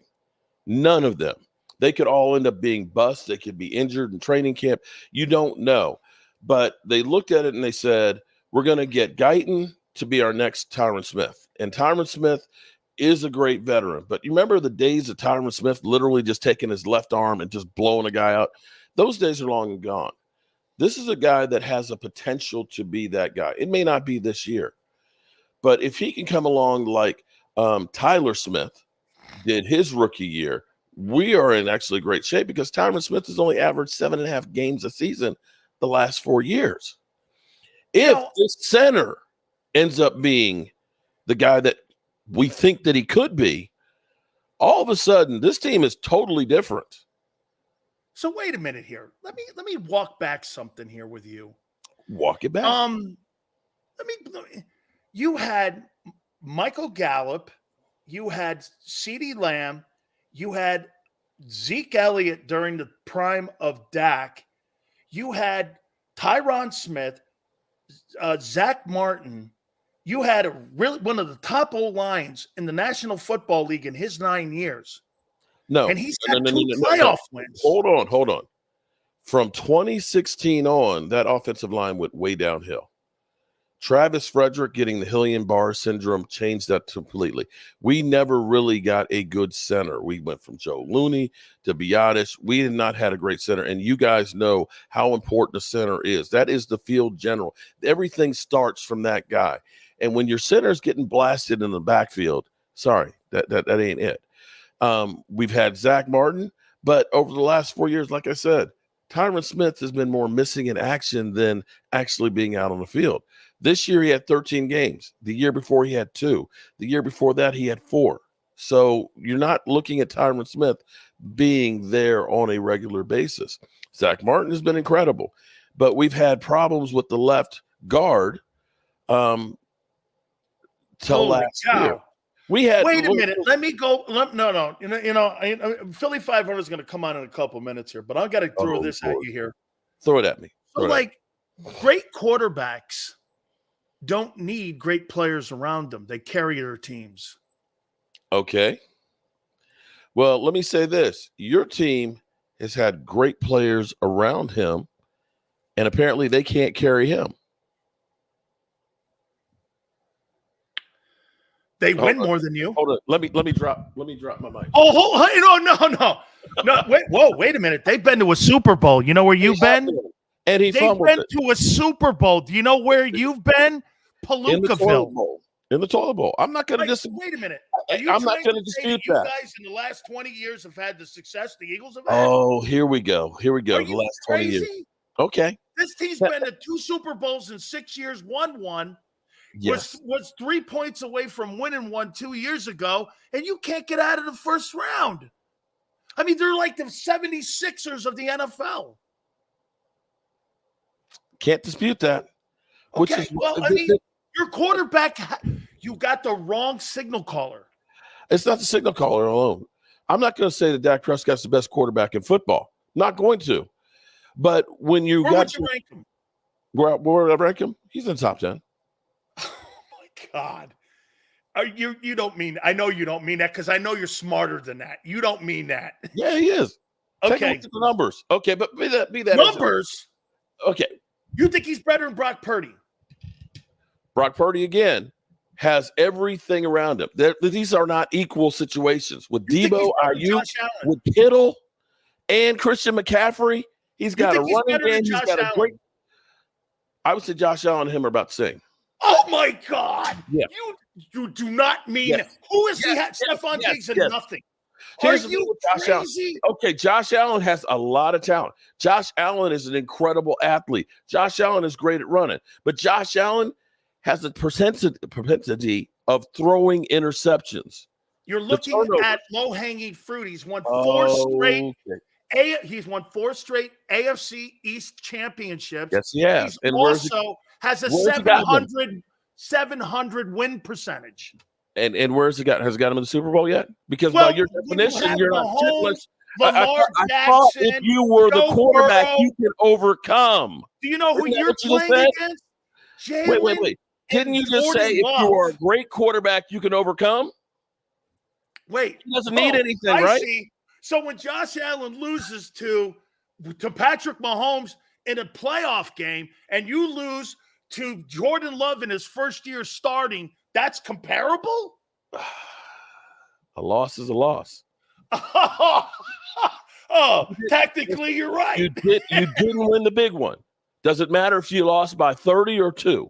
Dak is Kirk Cousins. Okay. All right. Well, that's cool. But he's also finds a way to kick y'all's ass. Yes or no? At least, hey, that's all we got. At least we can beat you guys on regular. Oh, no, you're the Eagle beaters. That's right. The team is beat to build the Eagles. Get this. Here's what I wish for. I wish we played each other in the playoffs.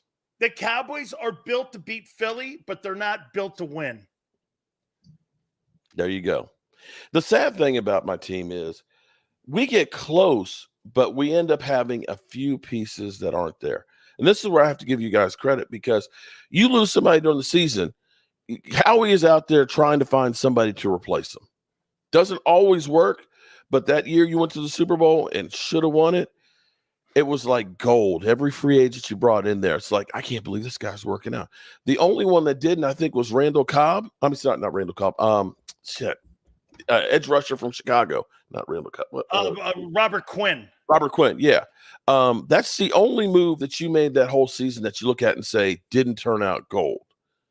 And I can't look at I'm sitting here looking at my team with an old ass Zeke Elliott at the moment is the answer. Zeke Elliott. And Jerry Jones saying, I can see him as a starter. Why didn't they go get for $9 million, even cheaper than Saquon? Why didn't they get Derrick Henry? Because they love their draft picks and they're so in love with their draft.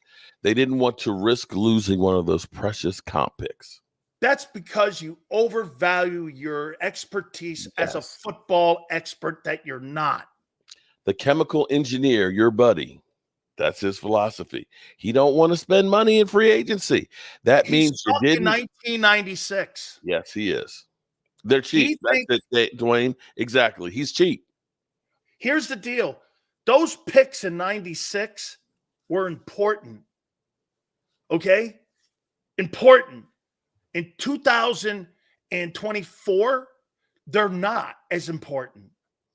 Mark, we had a solid team at 21 and 22. We failed. That's my buddy Walker Wade. We did. We had a solid team.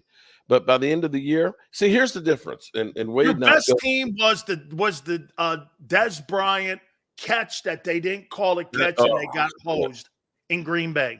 That was the pinnacle of the Cowboys' offensive line. And you had DeMarco Murray rush for 1,800 yards.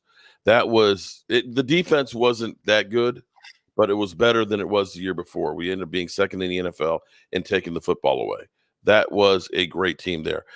He's going on the 21 team, which is funny that we're sitting here talking about the 21 and 22 team, because after 21, when we lost to San Francisco, what the Cowboys did was they got rid of Amari Cooper. They let Cedric Wilson, their number 3 receiver, go. They didn't sign Randy Gregory back. They got rid of Lyle Collins, starting right tackle, and Connor Williams, who was starting left guard. And we ended up having a 12-5 season. We didn't bring anybody but James Washington in as a wide receiver. And this is where I look at this and say, the Cowboys still, I don't know if we have enough to win a Super Bowl. I'm not going to go there and say that. Mark, do you think in the next 5 years, the Cowboys will at least get to an NFC championship game?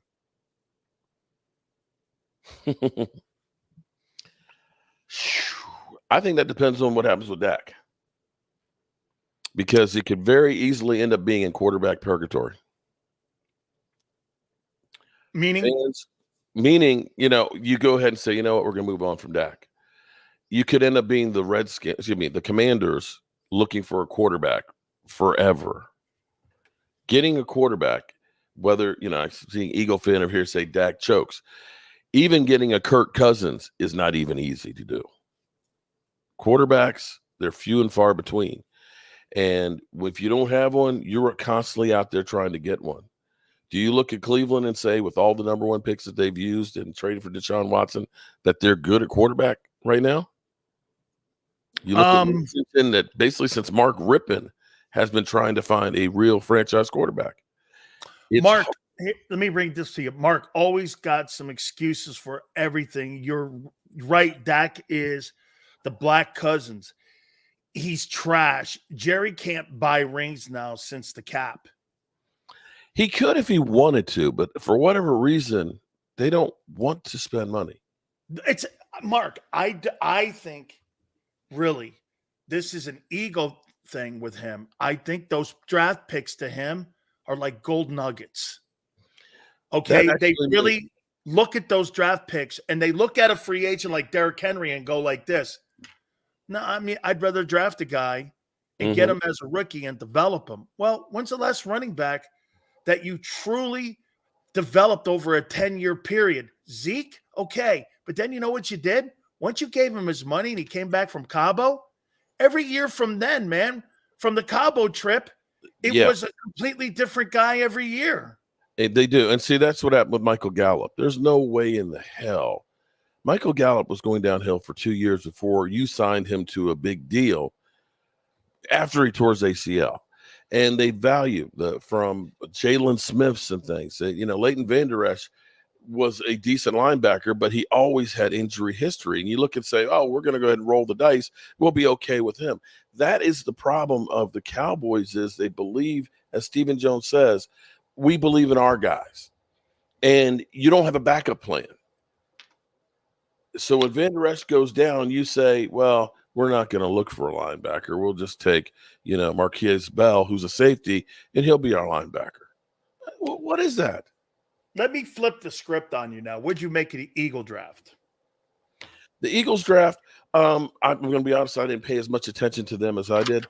I hear this is where it's kind of funny to me, is the two cornerbacks that you drafted. Everybody's like, oh, my God, you got two of the best cornerbacks and stuff. William Mitchell and Cooper DeJean. And it's funny because they say that's going to make that defense so much better. The Cowboys get arguably the best guard in football prospect, right? And they got a really good tackle that are rookies, and we're going to plug them in. And they turn around and say, oh, well, the Cowboys are going to have to rely on these rookies to plug in. And it's like, well, wait a minute. Aren't the Eagles have to do the same thing? The Eagles, all of a sudden, they're praising them and telling them how great they are. The Cowboys, oh, well, they didn't get any more weapons. You took care of the biggest need that you had, and that's the offensive line. That's the biggest problem you have. And for those out there that say the Cowboys stink, you can only do so much with Jerry Jones the way he is, but you got to look at it from the standpoint of linebacker was our biggest problem right there in the offensive line. They took advantage of trying to fix those two things. We now have enough guys in a rotation that at least we can put out a linebacker as opposed to a safety. And you have potential in the offensive line to be really good, or at least better than you have been.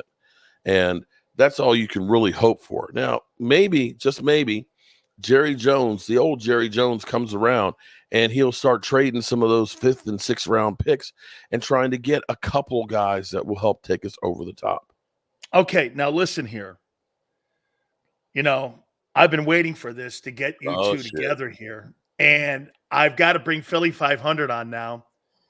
And Philly 500, excuse me, I'm drinking some Cowboys tears right now.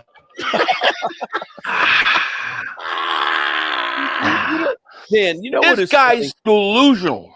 Delusional. I believe you sent me a text the other day, Philly, and said that you might as well just start printing up shirts for the 25 season. Didn't you say? No, I said something to the effect that you might as well, start preparing for the 2025 season because it's pretty much over for you right now. Yeah, this is deja vu for like the last 3 years. Because I remember deja vu. Wait, deja vu. I remember, bro. I remember last year. You were like, deja vu. We got Jalen Carter. We got DeMar Hill. Jordan Jalen Carter. You're not going to get 2 inches on that defensive front. We're going to just blow everybody away. We're going to the Super Bowl. There's no point having a season. Cowboys. We just did go to the Super Bowl. Wait a minute. Philly. Mark, hang on. I do want to say this. This is where I'm with Philly here. Dude, you're not really hanging your hat saying that Dak Prescott's a better quarterback. And I'm not even he knows this. I'm not a gigantic Jalen guy, but I'm not taking that guy who, after I watched him, absolutely he had an aneurysm in that Packer game. You're going to find out how handicapped Dak Prescott is with Kellen Moore.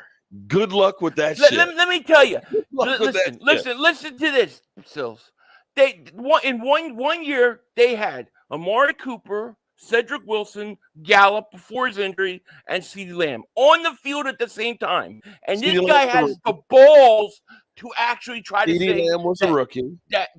Amari Cooper plantar fasciitis. Amari Cooper was the best receiver according to you, and you still can't get out of the first round of the playoffs. 878 yards. See what I've learned about Mark. It's not he don't care if the Cowboys lose, as long as you don't blame Dak Prescott.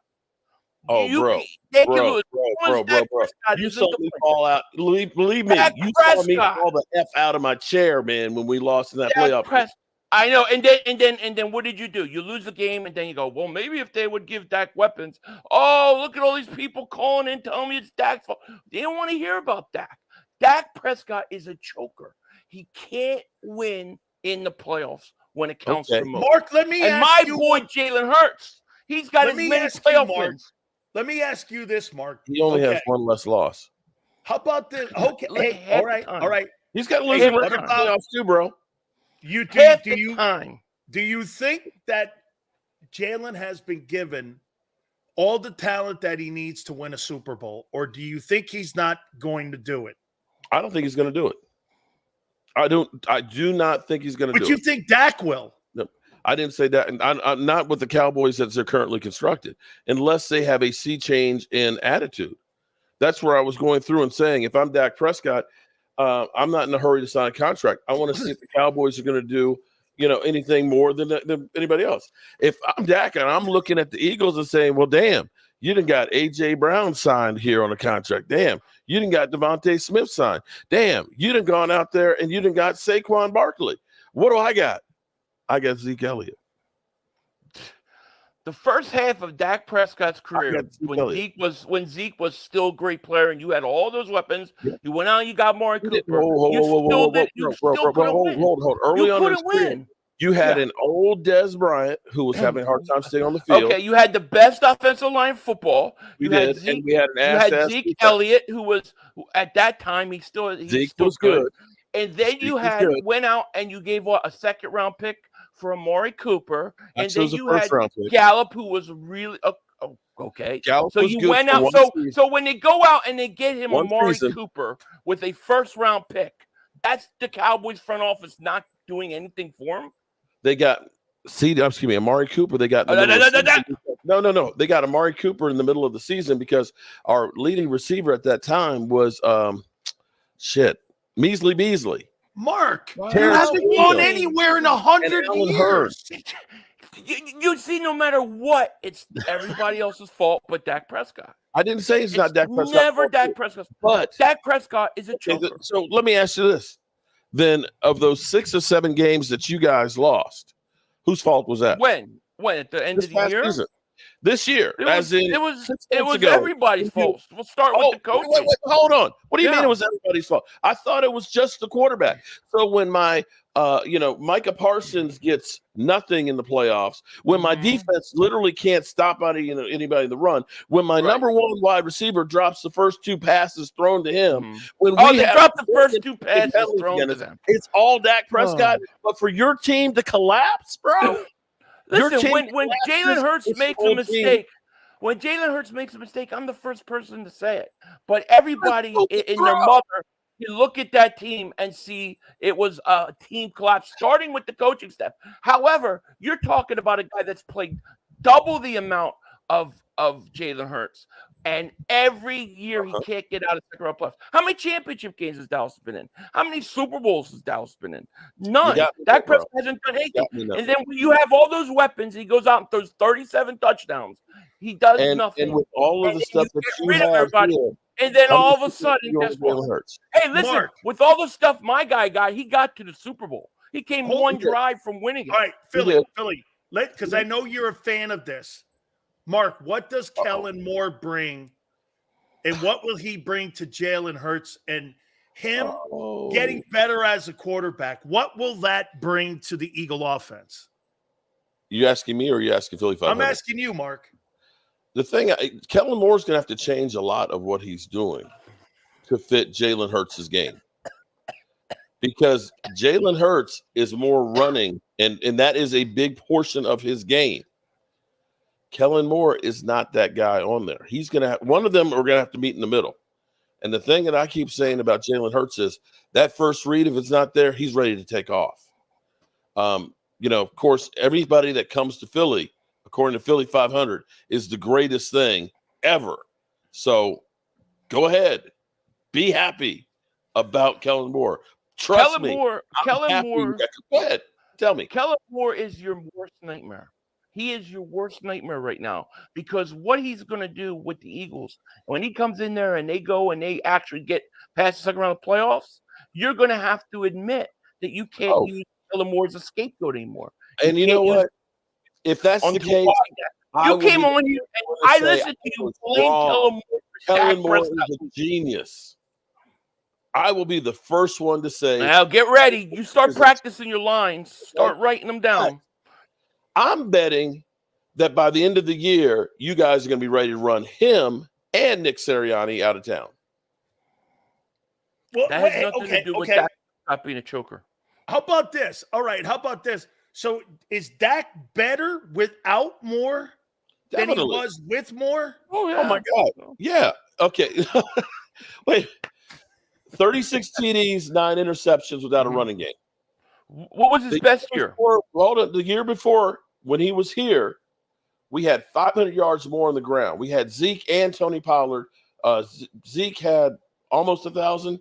Tony Pollard had over 1,000. We had a decent running game. And with Kellen Moore? 24 TDs and 15 interceptions with Kellen Moore. We don't have a running game. Oh, wait. We don't have a running game. And we got you blaming Kellen Moore on the interceptions now, too? He was one calling the plays. Okay. See that? He calling the plays, but not throwing the ball. Wait a minute. Hold. You can't have Philly. You can't have it both ways. You can't have it both ways. You can't say Dak Prescott's best year was under Kellen Moore. He threw 37 touchdowns. That was his best year. Yeah, it was. And but he had more interceptions. But how many of those interceptions were ones like Noah Brown's tip up? Oh, come on, man. Oh, my God. This guy's Noah Brown. I love it. Listen.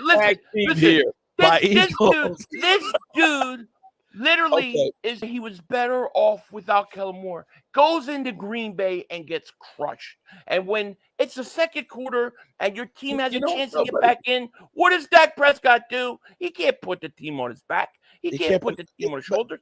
He throws a pick. Did your guy put pick back the last 7 games? What is that? Oh, you can talk about last 7 games. Let's talk about the whole career. How many playoff games has Dak won? He's had one good career. He's had one good season there, bro. Dak Prescott's had one good season? No, your guy. But my guy's going to a Super Bowl. My guy was one drive away from winning it. Your guy hasn't even sniffed a Super Bowl. I'll give you credit on the San Francisco game, beating them because they're our kryptonite.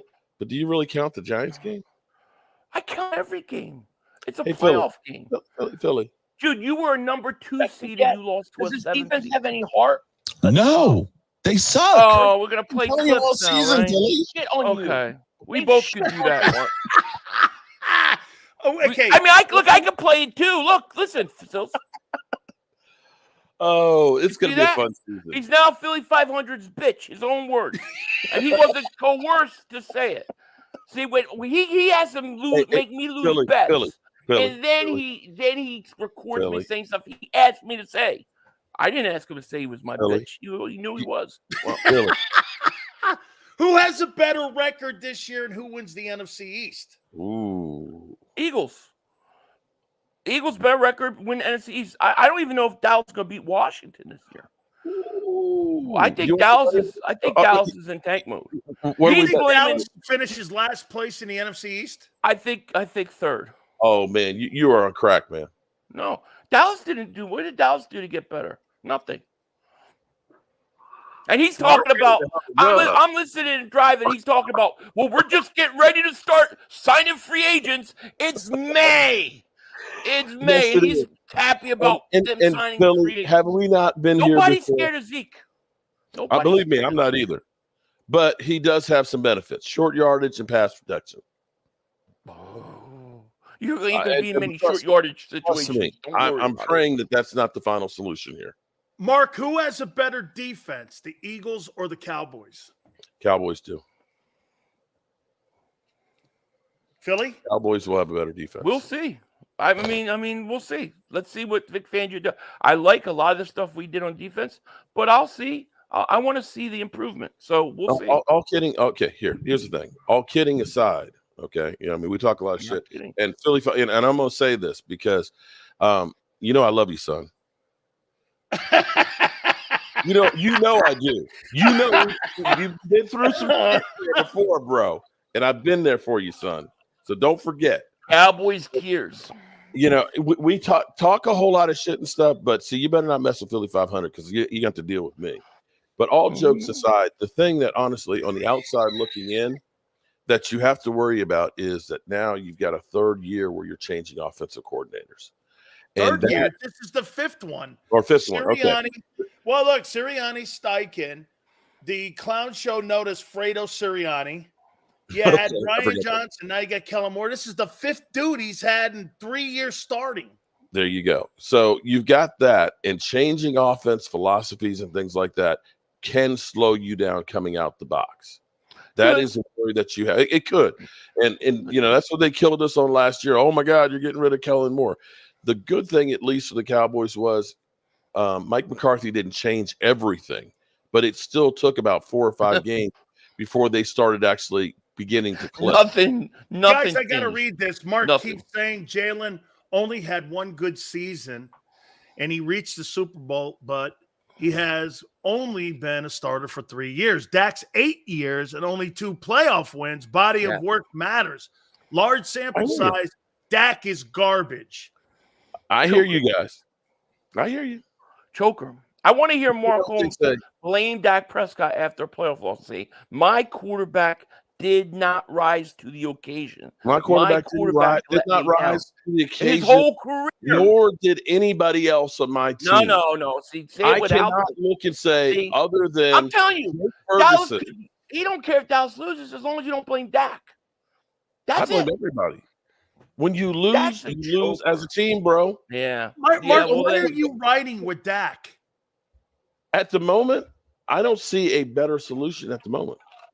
You saw 6 quarterbacks drafted in the first round. How many of those guys do you think are going to be decent quarterbacks? No, I actually think the Washington quarterback. The Washington kid. I like Jaden Daniels too. I think it's hard to get a quarterback. You guys, went all in to get Carson Wentz. Actually got lucky that Jalen Hurts is working out with all the pieces they put around him. Oh, Philly, don't act. Okay, so you see Jalen Hurts there for the next 10 years winning multiple Super Bowls. Is that what you're trying to tell me? Yes, I do. Yeah. I said it and I believe it. I said it before. Listen, my issue isn't that. My issue is that you ignore and try to change history when your Dallas Cowboys were loaded on offense and they had a great offense and they still did the same exact thing. And now they never gave Dak any weapons, which just is not true. It's just not true. He's had plenty of weapons, and he's always come up small. Xander even just kicked in 2 picks for Dak in the playoffs this year. Guy stinks. 2 picks, and how many points did my defense give up to? When you need your quarterback, when you need your quarterback to step up. How can you ride with? I'll make it easy for you guys then. Okay, how can you ride with Dak Cousins? I'll make it easy for you guys. We suck ass. We're terrible. We're losers. We don't care. Thank God. Okay? Thank God. How refreshing is that? That is refreshing, Mark. Thank you. When we kick your ass, I want you to remember this shit. Okay? When you lose the Cowboys, when your season goes down the toilet, when Kellen Moore is ass and run out of town, just remember, I'll be right here. You're going to be so upset when Kellen Moore takes the Eagles and they're in the playoffs again and they're winning. And you can talk all that crap, but you're always talking about the regular season. You can't talk about the playoffs when the playoffs are aligned. All right, let me tell you, guys. What if we were playing you guys in the playoffs? You'll lose. Hey, you'll lose. All right. Parting shots. Here. Philly 500. You have the floor here for the last parting shot, and then Mark will. Okay, parting shot. Cowboys, Eagles, 2024 will be what? Who will have the better year? The Eagles will have the better year in every which way, from offensive to defensive to the whole team to the coaches. And the Cowboys, the truth of it is, they already know this. This is already planned out by Jerry Jones. He has planned for his team to tank. The reason why they didn't restructure Dak Prescott's contract, they don't want him anymore. The owner is telling you wide open that he has no room for Dak Prescott. So he's going to set this team up. He has set them up to lose, and then he's going to blame his quarterback. It's already written in stone. So, of course, the Eagles are going to be better in every way. We've got a better offense. I think we got a better young defense on the field now. You got future Eagle Micah Parsons dying to be an Eagle. And, yeah, of course, the Eagles got this. This is already done. Stick a fork in Dallas. They're done. It's time for change. Mark? Well, on paper, I will say Philly 500 is right. The Eagles are a team that have all kinds of talent. They really do. That they've got a owner that lets his GM go out there and figure out the cap. The fact that they are able to go out and sign players, contracts, and keep them in there to go out there and get other players. It shouldn't be any kind of a contest, okay? It literally should not be. The Cowboys should be down here. Eagles should be up here. But the thing is, I think at the end of the season, we're going to be right about here. Both of us. And we'll see what we're going to see. Hold on. You can't run for mayor for Dallas here, dog. You got to be either one way to – you can't straddle a fence here on this show. I see. Who do you like a better I'm season? superstitious, bro. But no, you're running for mayor. You know what? Come on. Who's going to win? Who's going to be the better team to win the East? This thing sucks. Do it live. Okay? All right. If you want my gut feeling, the Eagles are going to crash and burn. They're going to suck ass. So you're calling them the Dream Team again. Dream Team 2. Yes. And the Cowboys. I love it. I love it. They're going to do what they do again. They're going to choke. That's what they do. Well, I can't wait for the season to get here. We've got 128 days until kickoff. He's got a countdown clock. I love it. You're going to lose it.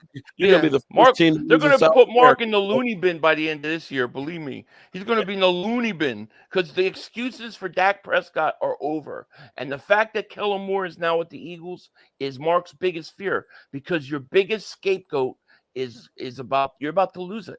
You're going to have to come to the reality that your quarterback is Kirk Cousins. And you know what's funny about all of this stuff, Phil? You know, we're going in overtime here because they got to go to a station break. But you know, I keep hearing this stuff every year. I remember hearing that about Jason Garrett. And every year it's true. But every year it's true. You choke in the playoffs every year. It's not like I'm saying it and it doesn't. It happens every year. Mark, how do you handle that though when you know that you're one of the most visible sports teams and you get dumped on in the postseason and don't go anywhere? Well, here's at least one good thing I can say is at least there's plenty of content to talk about. That's for sure, guys. There's always drama. Hey man, this be is fun, one Mark. of my favorite. Coming for your ass.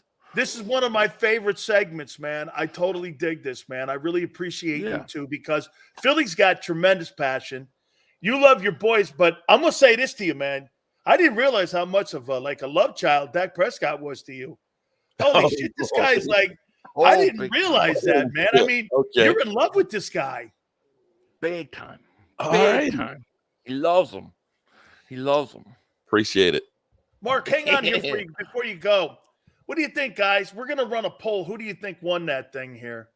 So we're going to take a timeout. I got double teamed. You better pause on that. You better pause on that one. All right, guys. Hey, guys, Mark, awesome job. Philly, thanks for having me on. I love you, man. I love you too, guys. guys. There's nothing but love here and all that. Philly, you got it, my friends. All right, hit the like button. Keep it here, National Football Show.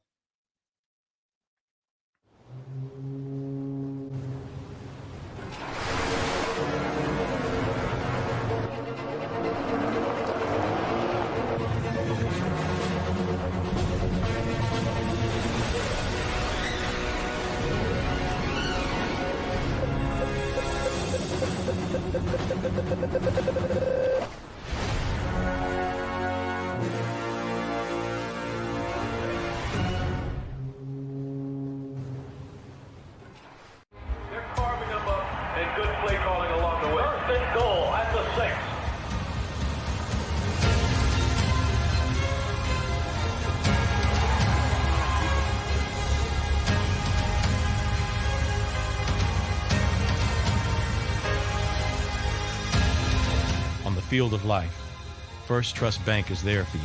Champions on 3. 1, 2, 3. Because Philadelphia dreams deserve a Philadelphia bank. Heading down the shore, have a ball once more. here, imaginations run wild and time stands still. Because here, you can find the best of the Jersey Shore, all on one 5-mile island. So leave the old you behind and get lost in the woods. Plan your stay in the Wildwoods today.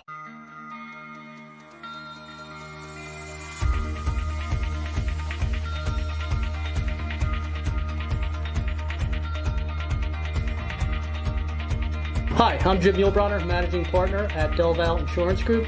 Give us a call. We're a local, knowledgeable agency, not an 800 number. Go Birds!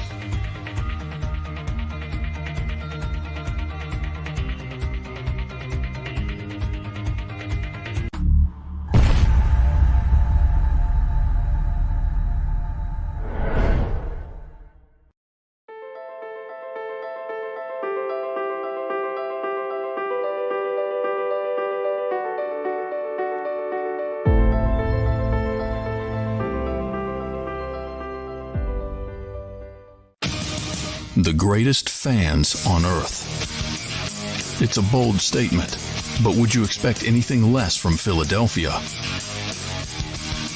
58 years of heartache creates a toughness, a grit, a resolve not found in most. Sure, our prayers were answered, but now that we've had a taste, we're looking for more. Pondley Hockey, official partner of the Philadelphia Eagles. EAGLES,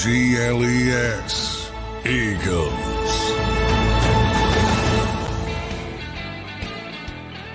I think flexing's onto something.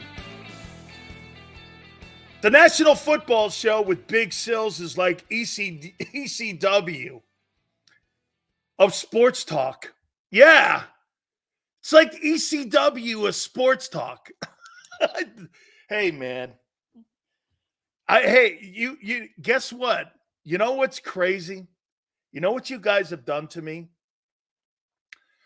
I can talk shit on the Eagles, but when someone else starts to talk shit and starts when I started picking up how much he was kissing on Dak, I was with you guys. I'm like, Dak is Kirk Cousins. He's Dak Cousins. He's not done anything more than Kirk.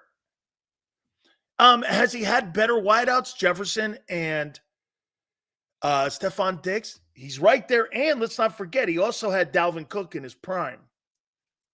Okay? He did. Those are very good football players. He did. But you also had Zeke and Dez and CeeDee. Now, I have to ask the question here. Okay, he shits on your bro, your boo, Josh Allen. Can't shit on the guy who's the second best quarterback in the National Football League. All right. Who won that argument? Philly 500 or Mark Holmes? You got to read my super chat, though. All right, we will. Promise it. Mark ain't coming back on. Mark will come back on. Of course he will. CD and Amari were pretty good, too. That was a good duo. 500. Philly all day. 500. Double moonwalk. His ass Sills. Philly. Wow. Mark Holmes is getting annihilated here. You jumped. I did. Hey, Niner. Because the Cowboys, in my opinion, man, they haven't done shit in 30 years. Isn't Barkley and Zeke right around the same age and most part? Both have similar. Let's see. Damn. Look at Mark here. Not a punk bit. No, man. He's not. Mark's got a segment each Wednesday, 3:30 Eastern time. I thought that was awesome. Those two guys were great today. Kidding me? Hey, as Maximus would say, are you not entertained? Are you not entertained? Dak and Amari, Zeke, Gallup, CD, top offensive line, and a top defense. The Cowboys had, and what's your thoughts on Boston Scott going to the Rams? I think he's a good player. And he'll be a contributor in some way. And Sean McVay's a good coach, so they'll probably be able to utilize him more than what my Philadelphia did. Hey, Hollywood goes, Sills, why do Cowboys and the Eagles continue to act like Washington is horrible? They're not. 304, Rodgers, Peyton Manning, Burrow praise how Dak plays the position. Sorry if I don't take Philly 500's opinion about him seriously. So Aaron Rodgers, Peyton Manning, and Joe Burrow praise Dak Prescott's play. All right, let's do this. If you had to start your team with Jalen Hurts or Dak Prescott, who would I take? And who would you take? With everything being fair, Dak or Hurts? And I'm not fans of both guys, just to be candid and fair here. Dak has 2 playoff wins in 8 years. If he was the Eagles quarterback, Sileo would be crushing this dude every single day. That's Xander.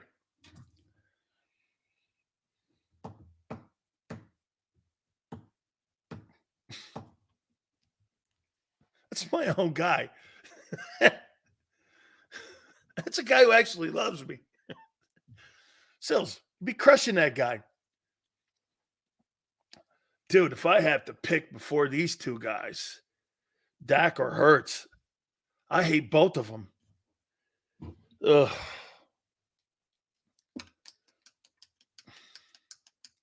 I hate both of them. Let's see. Ugh. I'll take Hurts all damn day. Come on, man.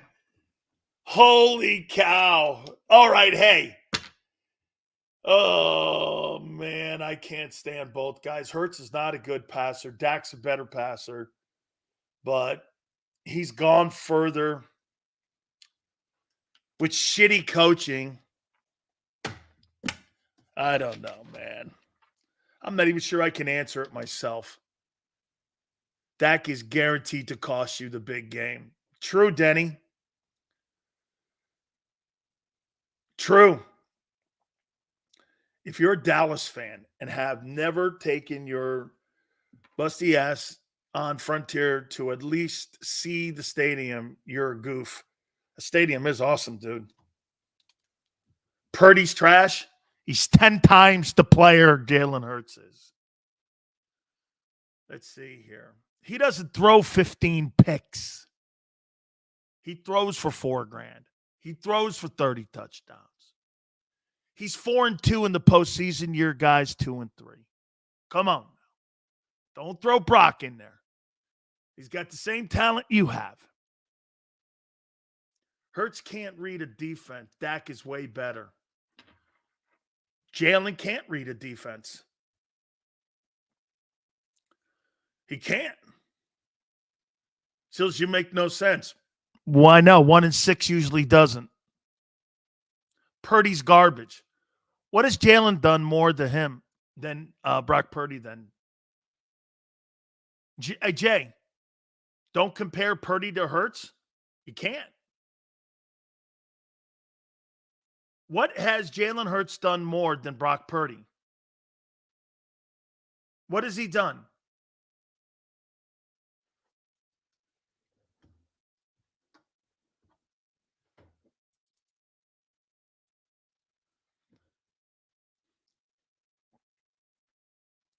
Hurts' Super Bowl performance? Well, the Niners did go to overtime.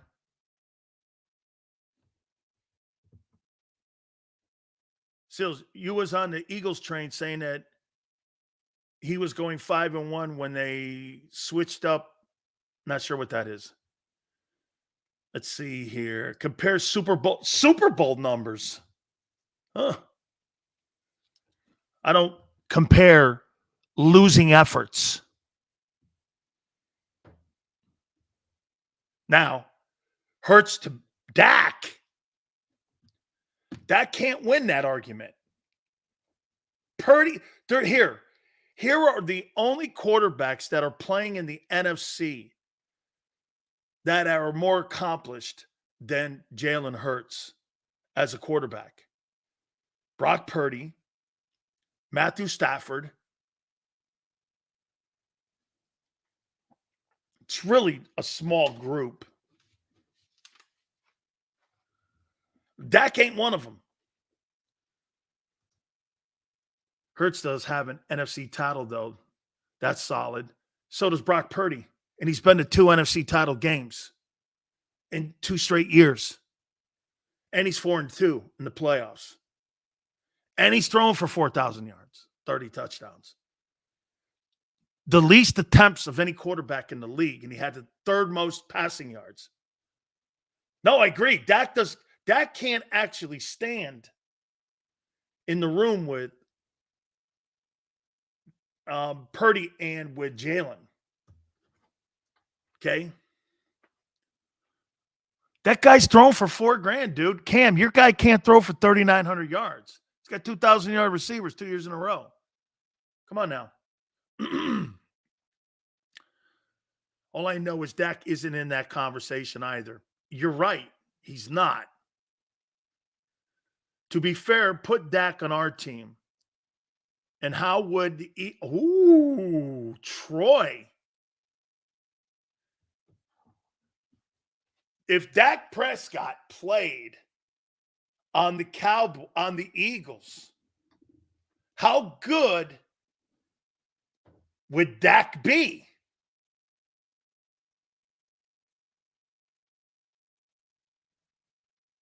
Nice, Troy.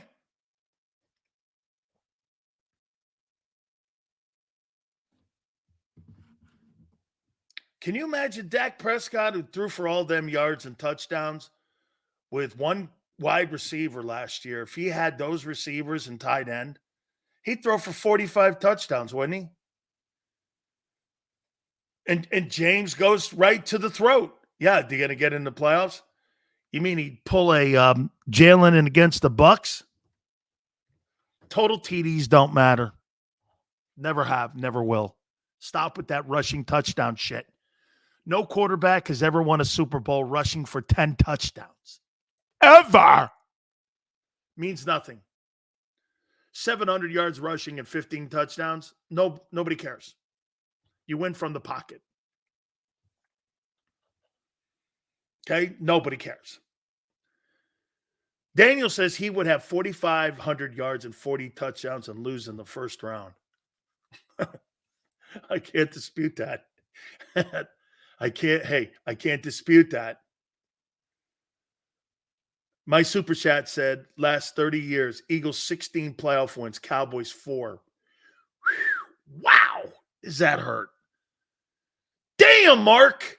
Mark, look at that. The last 30 years, the Eagles have 16 playoff wins. And the Eagles have 4. That's right, Yale. You win from the pocket. No stats don't matter. Wins to no. I told you that. Nobody cares about rushing touchdowns except you. That's why the top flight quarterbacks don't rush for touchdowns. They throw for them. They don't rush for touchdowns. They throw for touchdowns. Purdy lost to Hurts in the NFC title game. And then Purdy turned around last year and bitch slapped him in your own barn. Don't go there, dude. Because then you turn me on. You make me turn on you. They destroyed you in your own place. Let's see here. Josh Allen doesn't rush for touchdowns. Josh Allen hasn't won a Super Bowl yet. Until that narrative changes, I'll let you know. But one thing Josh Allen does do, he throws for 40 touchdowns. Your guy throws for 22. There's a difference. Allen's 40 touchdowns or 35 touchdown passes and 11 touchdown runs. Yeah, that matters when a guy's throwing for 40 TDs.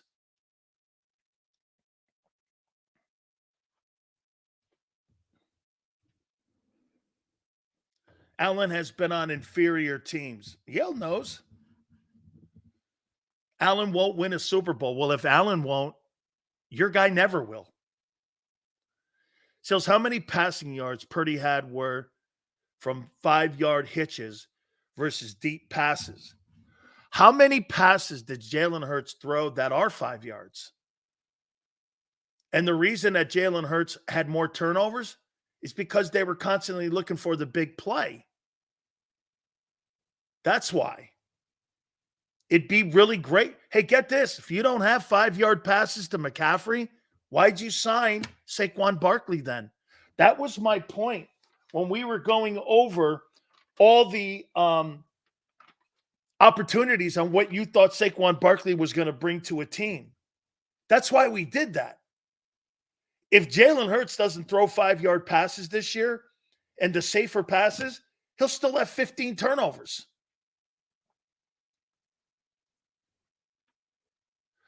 The good question, Brandon. How much did our win over Kansas City matter? Be consistent. Okay. It meant to me as much as it meant to the Eagle front office. Nothing. Brian Johnson out-coordinated Steve Spagnuolo. Sean Desai out-coordinated Andy Reid. And it didn't matter to them. Is that consistent? They fired him.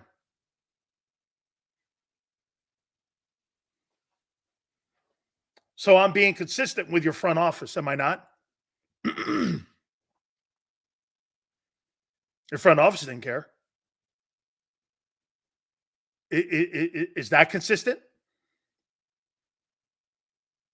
Wake me up when your front office cares. And I'll go, oh, it was important because they retained him. They didn't. You have to compare Shane Steichen's play calling to Brian Johnson. Well, Brian Johnson actually beat the Chiefs. Shane lost to the Chiefs. That's consistent. Did he not? Brian Johnson beat the Chiefs. Shane lost to the Chiefs. Has our Super Bowl window closed? No. Look at the talent on offense. The question mark will be once again the defense. Now you claimed a 49er regular season win meant nothing, but our KC win means nothing. It didn't. You got bounced in the opening round of the playoffs by the Bucs, and you couldn't put 10 points up. How did it matter beating those teams when you got crushed in the playoffs? Brandon, explain that to me.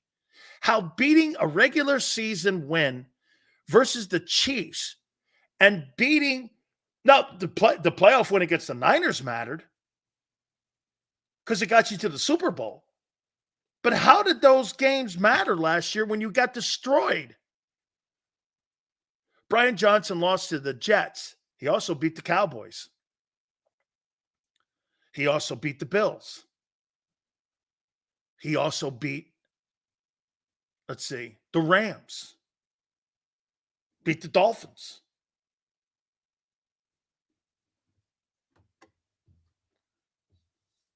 So did it matter? I don't know.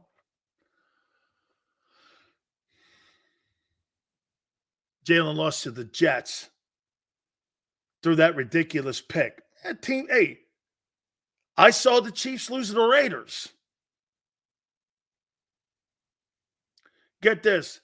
Yeah, I still disagree with that. Coaches failed last year. And the coaches failed so much so that everybody got a contract extension and a raise. That's how bad it was. You were horrible as a team down the stretch the last 2 months, but everyone got a raise. The Eagles rewarded players for failure and in individual accomplishments, not team accomplishments. Is that fair? Isn't that not fair, Xander, right? The players got rewarded for individual achievements when a team did not have team accomplishments in a team sport. Those plays weren't Brian Johnson's. They were cameraman Sirianni's. Okay. All right. The Niners lose to P.J. Walker. Sure. Yeah. Cleveland game, right?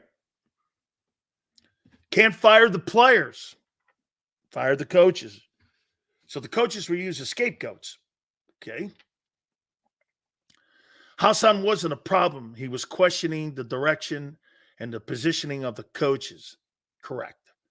That's why he's no longer on your team. Is because of that. Top of the hour, we're going to do top 10 rosters. Not teams. Rosters. Nobody knows what the teams are going to play like until we get into September and October, November.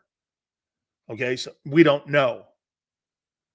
Hey, Sills, how's that Reddick extension? I know 95% of the people that come in here kept telling me that Hassan Reddick was going to get a contract extension from the Jets. That ain't ever happening. That ain't ever happening.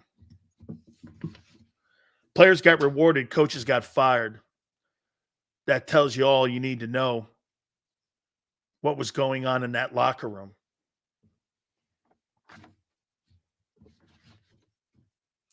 The whole team effort was embarrassing. Jalen was the problem. People won't admit it. Yes, defense was horrible. No excuses for offense. Don't say that too loud, Troy. You get a text from Xander.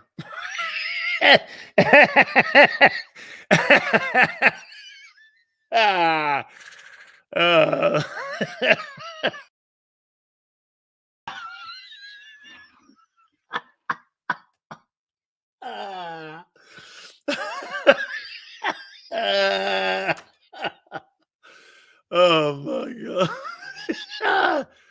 Oh my God. No, Jalen, the problem. Defense and offense was horrible.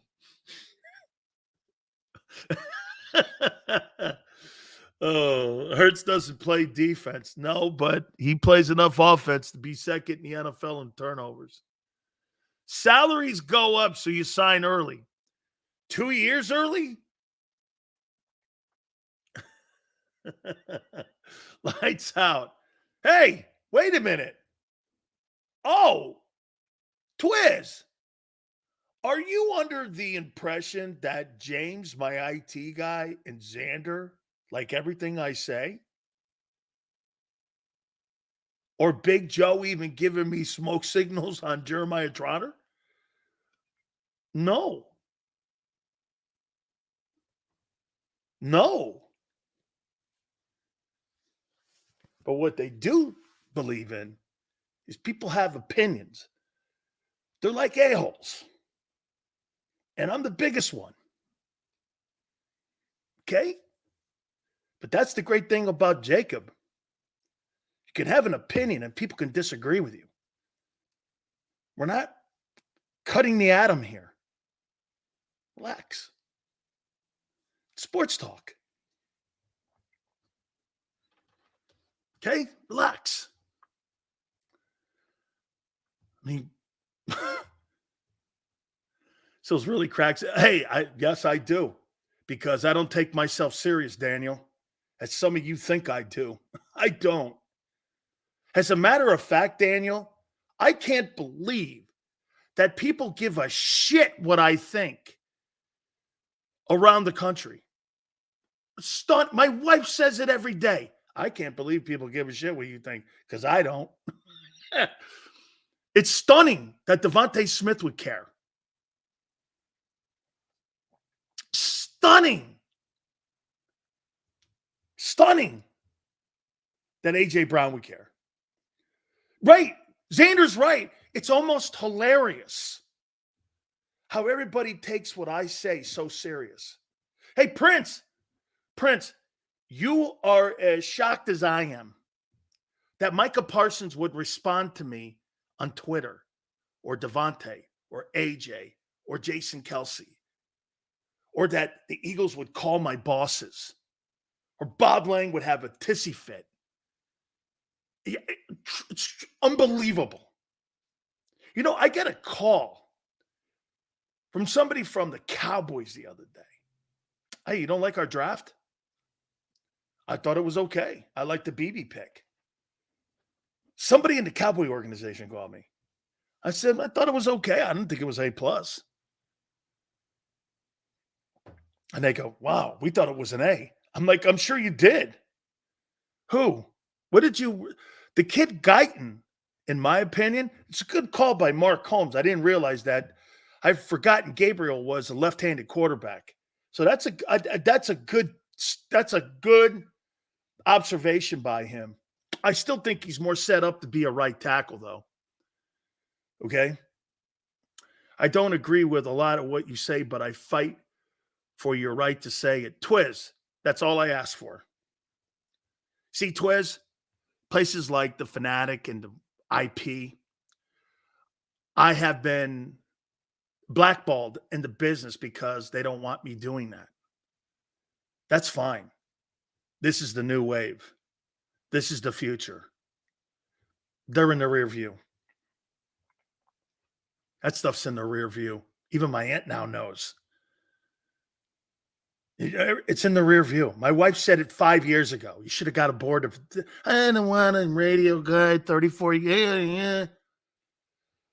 All that shit. The Fanatic's unlistenable. It's unlistenable. Why? Cheerleaders. Philly, you blame Brian Johnson, but Mark can't blame Kellen Moore. Good take. It's hilarious. Sills just says the brutal truth. People listen, hate, and respond. Shows you you're doing something right. That's Ali's take. When people hated what Ali was saying in the 60s, he came back out and said, man, everyone hates me. I know I must be saying the right thing then. He's right. You know what, too? Cedell, I didn't realize. People call me controversial. What does John McMullen call me? A shock jock. I have no idea what that means. Really don't. I don't. If telling the truth is shock jock, then I am that. Okay? John didn't call me. Somebody said he called me a shock jock, or somebody said something like that. Actually, I love John. I think John's work this past weekend for our network was spectacular, along with Xander. We did a fabulous job this past weekend covering the draft. John did a spectacular job. I love his opinions too. Oh, he said you don't know A.J. Brown because he's nothing like T.O. You know, I would always fire back on something like that and just say this. And again, I love John. I'm no shade. And I would say this. John thinks he knows him because he covers him. That's preposterous. You don't know A.J. Brown. Being on that other side of the aisle, you tell reporters what you want them to know.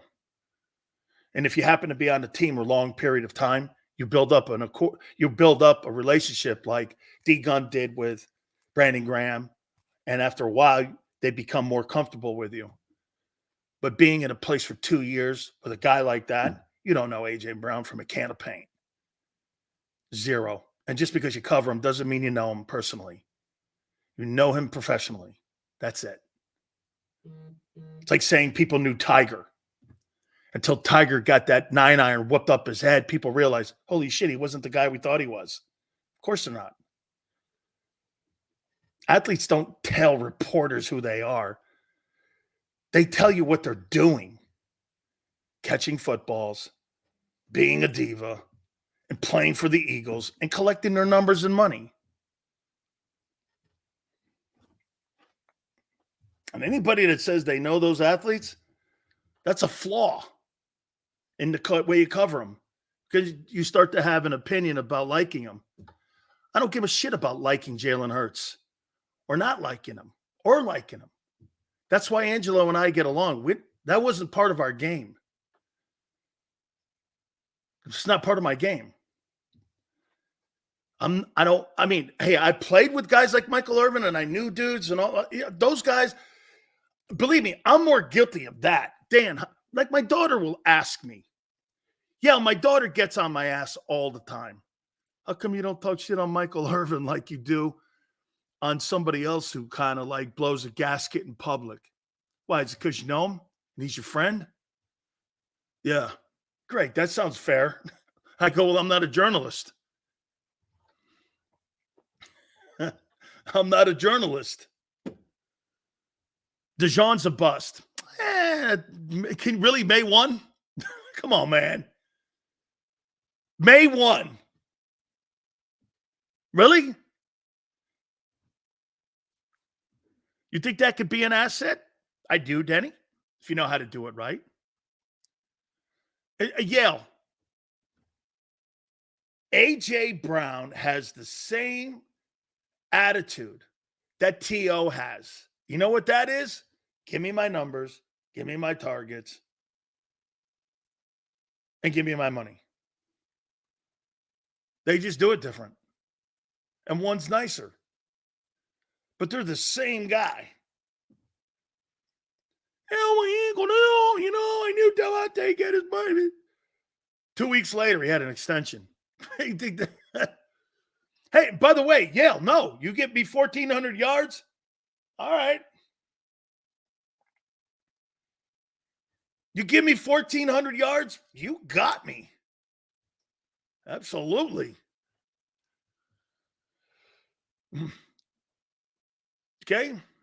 Do a double move on DeJohn. It's over. That's why you may have to play him at safety, and I think they will play him.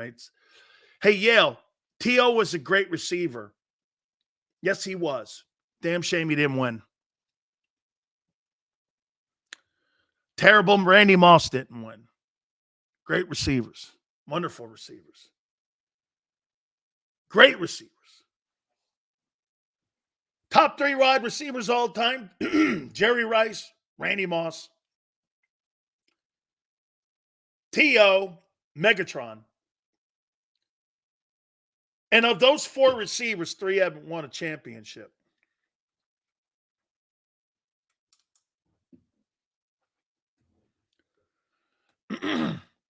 It happens to a ton of players. It happens more to those players. Isn't it funny, though, Yale? Amendola, Edelman, 3 Super Bowl titles. I think one of them's got 4. Let's see. Juju Smith-Schuster has a championship ring. AJ doesn't.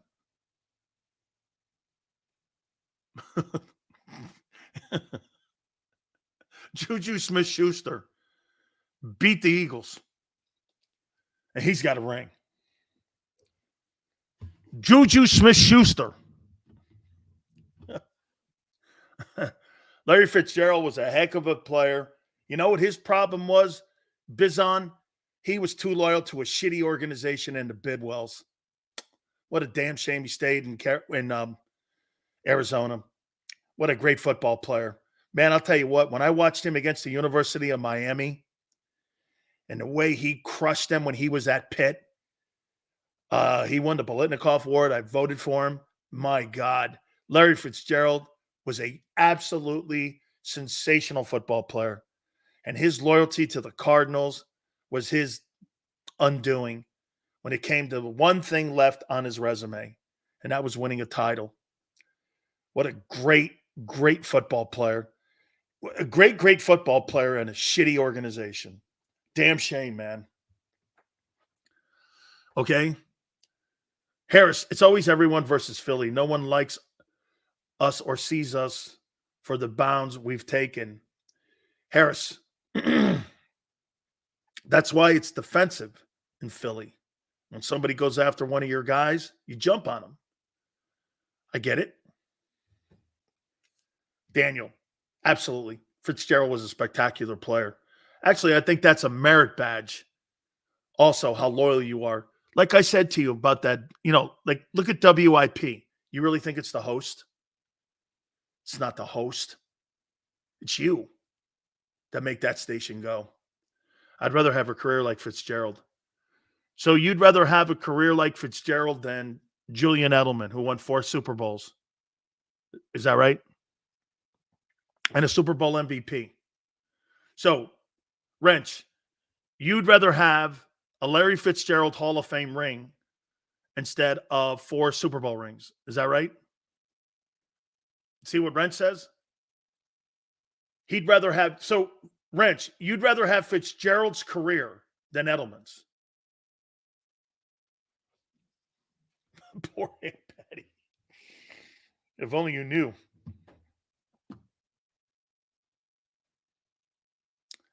You'd rather, okay, how many people would rather have Larry Fitzgerald's Hall of Fame career or Julian Edelman's 4 Super Bowls and Super Bowl MVP career? I'm just curious because I'd like to see how you look at that.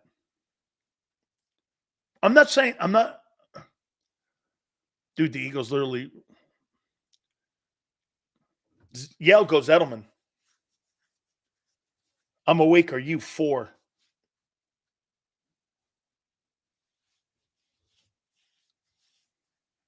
I'm taking Fitzgerald. So you're taking the ring over you're taking the records over the ring. You'd rather have the records than the ring.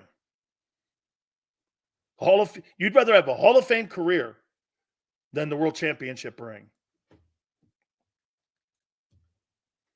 I think you're in the wrong sport then. Right? Mike Howard Stern, shock jock. I'm not sure where you're at. Well, I spent all last week how Marino is great even though he didn't win. Now it's different for our guys. No. What am I saying? I never said Marino wasn't great. Marino was a better quarterback by far than Bob Greasy. He was more accomplished. He did more. It was a different argument. I asked you, okay, whose career would you rather have? LJ, Bob Greasy's career or Dan Marino's? I'd rather have Greasy's career. Some are going to go, well, Marino was better. I know. I'll take the 3 AFC title rings and the 2 Super Bowl rings, and one of those being undefeated. You can have all Dan Marino has is a gold jacket now. Records are gone, all of them. No, he's not more accomplished. That was a different argument, though. Greasy's career over Marino, he's more accomplished. Lies. Marino's a top 5 guy. I never said Bob Greasy was a top 30 guy.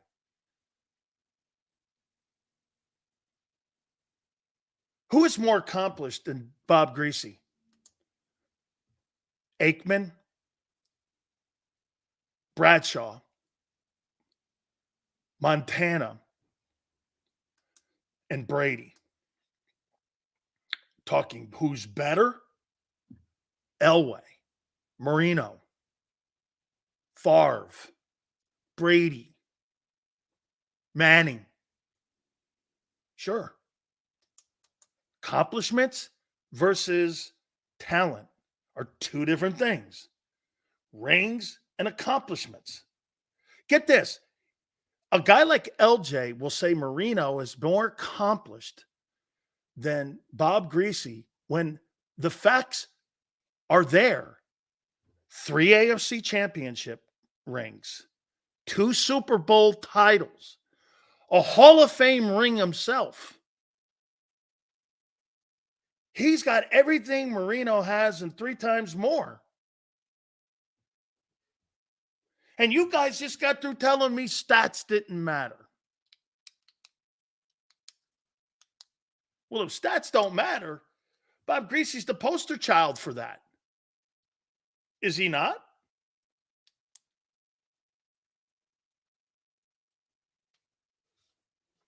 But I'll take Dan. No wins, records, Hall of Fame. Well, the other guy's got a Hall of Fame ring, 3 AFC titles, and 2 Super Bowl rings.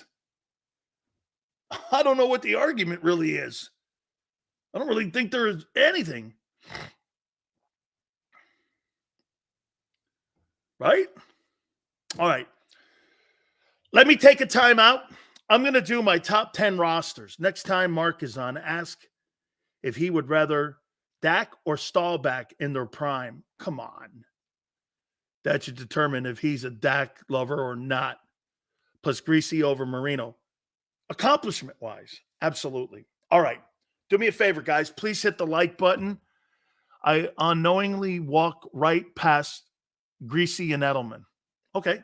Well, right there, you're walking past 6 world championship rings.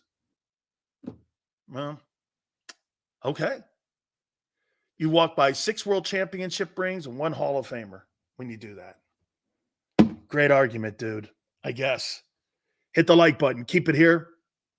National Football Show.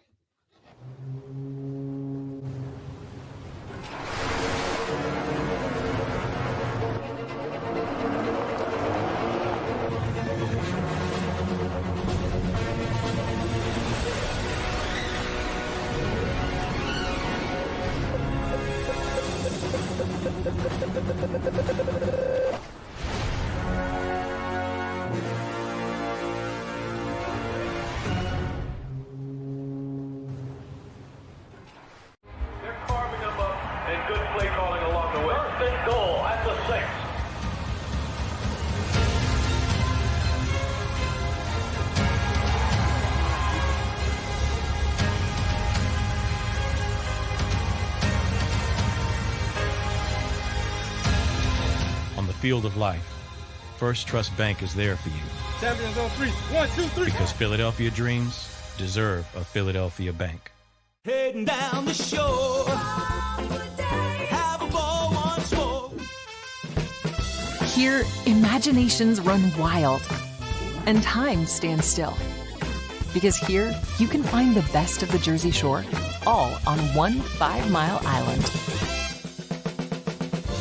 So leave the old you behind and get lost in the woods. Wild, wild, wildwood days. Plan your stay in the Wildwoods today.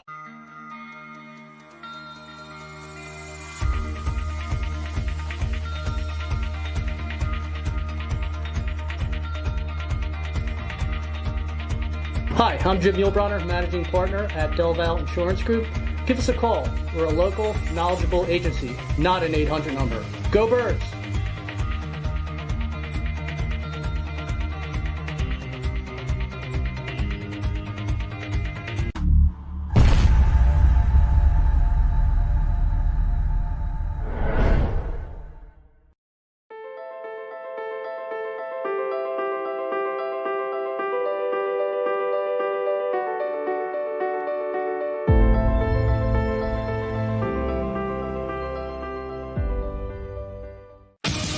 The greatest fans on earth. It's a bold statement, but would you expect anything less from Philadelphia?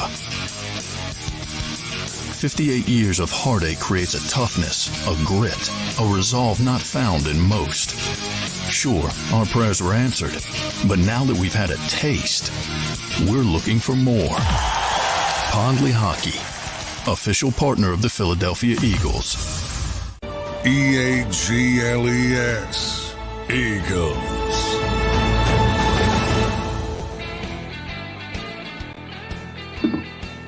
Big Sills! Oh, by the way, I love the people that watch the program. Got another deal here.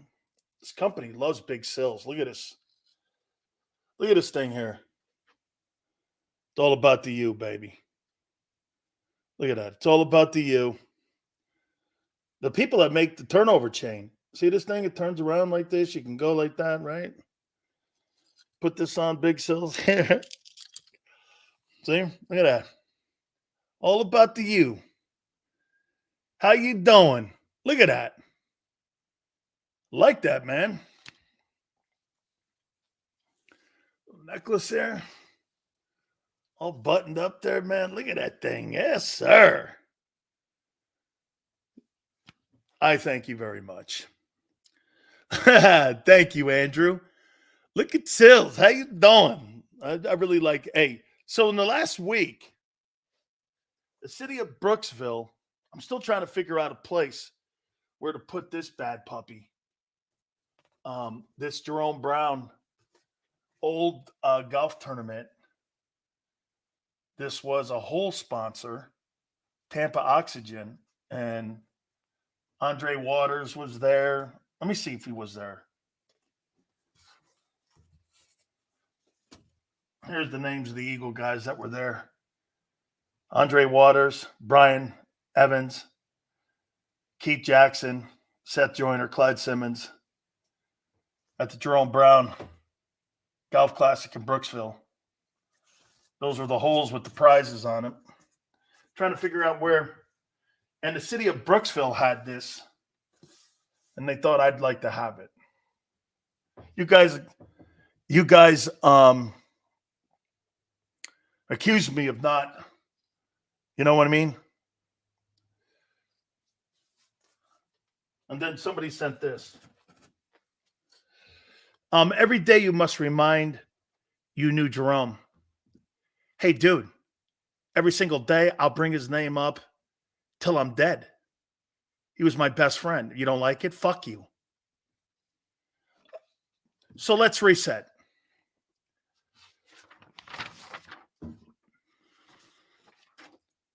We're going to do our top 10 teams now. Actually, top 10 rosters. Okay? Top 10 rosters. Because you really can't say anything about team until they play in September, right? So we don't know because, again, it's like dream team stuff. All right? It's dream team. You know what I mean? So here we go. Oh, by the way, first let me start out here. Roster is very different than teams. That's correct, Andrew. Very good. Absolutely. I just say this one more time about I thought she really at a press conference when asked the question about how do you feel about being paid the highest at the wide receiver, and I thought she really answered really to the point. And I thought she was really cool. It doesn't mean anything to me. You didn't buy that, did you? How many people bought that? Hey, honey, how does it feel to be the highest paid player at your position in the league? Nothing means nothing to me.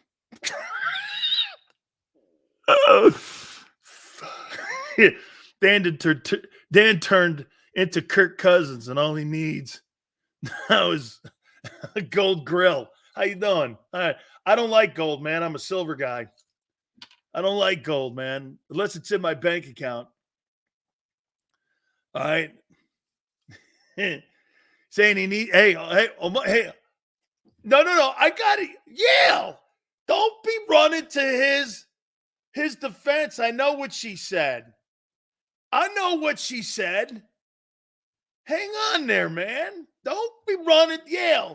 Don't be running to her defense. AJ, what's it feel like to be the highest paid player at your position? I'll try to do it with a straight face. Yeah, I'll try to do it with a straight face. Doesn't mean anything. It doesn't mean anything to me, being the highest paid player. It's all about producing. All about putting my numbers up. I mean, our numbers up and winning. Or wait, numbers or wins? What's first? It's all about producing. Producing what? Your numbers or wins? I got lost in that. When she started talking, I was a little bit confused in some of the things. One, I didn't buy the whole thing. It doesn't matter to me that she's not making the most money. And,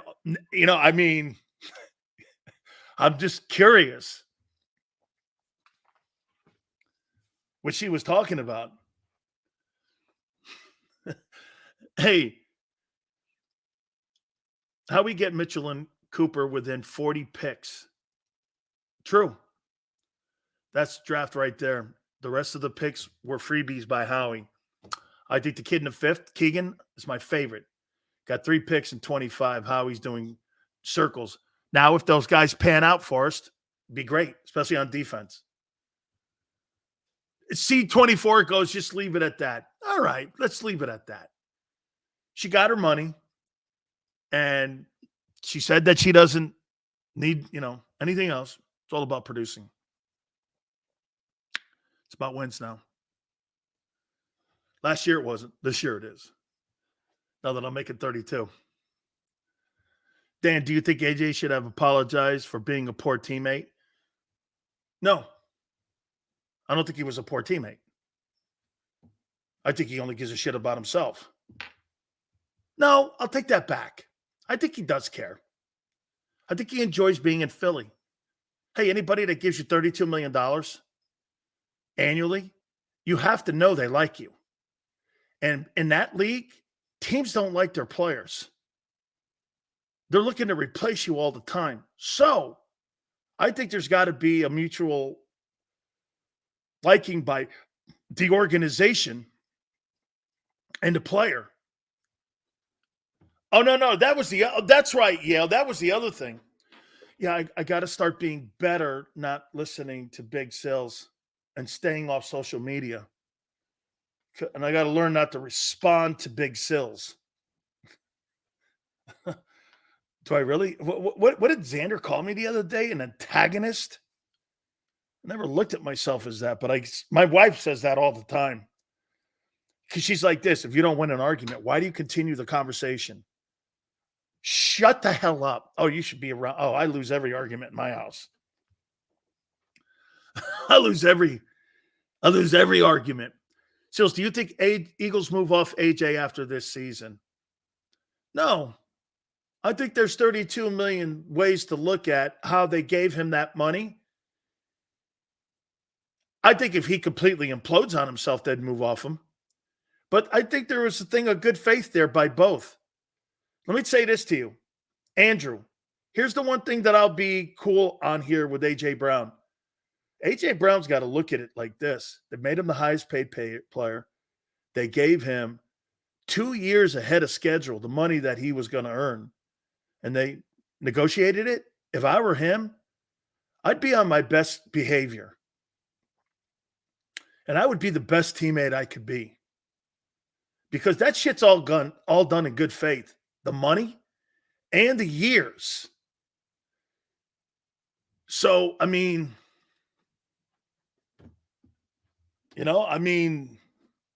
all that shit's in good faith. I mean, you have to look at it that way, that the Eagles went over and above what they had to do. Eagles love early contracts. Yeah, but that early contract, they love to. Hey, Andrew, the A.J. Brown deal is not a deal. They made him the highest paid receiver. The Devontae Smith deal is the deal. Hey, think about this too. If Devontae Smith had held out, Xander, what do you think it is? Everyone.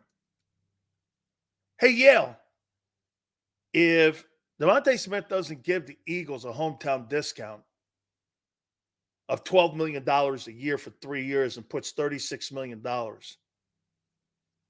in the trash can and lights it on fire, it comes out to $18.4 million over the 5 years totality of the deal. AJ's making $32 million north of it. If he doesn't give him that hometown deal, you think the Eagles sign him to the max deal and to the richest wide receiver deal in pro football?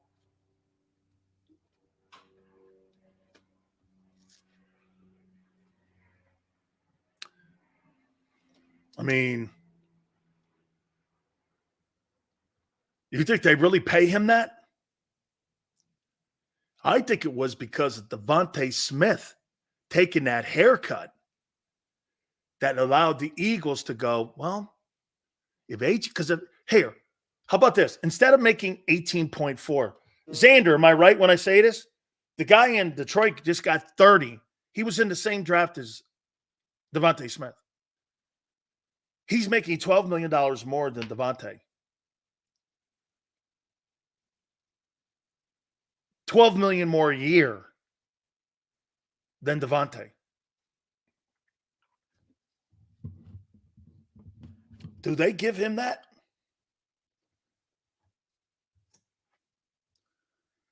I don't think they do. St. Brown has better numbers. Yeah, well, you know what? So wait a minute. If Devontae had held out, you don't think he can go on the open market if he had held out and let them sign the 50-year option and didn't want to re-sign? You don't think he gets 30? I think somebody would have given him 30. In 2 years, you think someone would give him $30 million? I do. You think the Cowboys wouldn't pony up to give that guy 30? I do. He's not making $12 million more. That's what it says. That's not what he's going to make. Come on. Dude, this guy's a dick. He doesn't know what he's talking about. The first 3 years of the deal, he's making 8.4 this year. Next year, 15.4. Then it escalates the final 3 years of his contract into the 20s. Okay? The totality of the deal comes out to $18.4 million per year over the 5-year contract. A.J. Brown's going to make $32 million on his extension. Brown's making 30 now. What are you talking about? AJ's making, or Devontae's making 8.4 this year, 15.5 next year, 15.4. Then it escalates. Then it escalates. All right.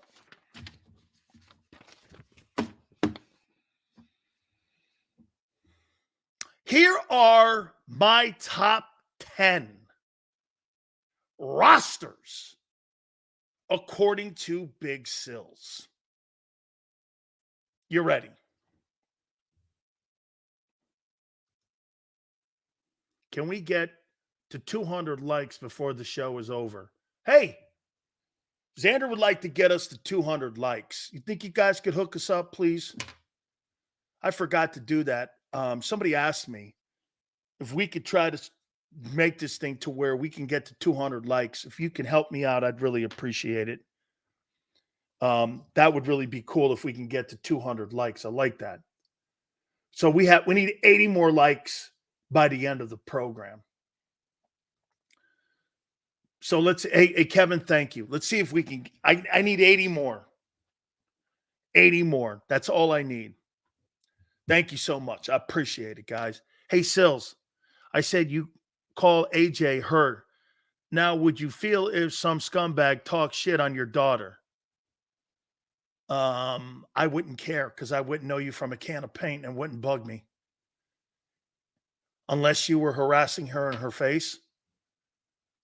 Dude, I don't give a shit what some guy like me says about somebody, and nor should you care.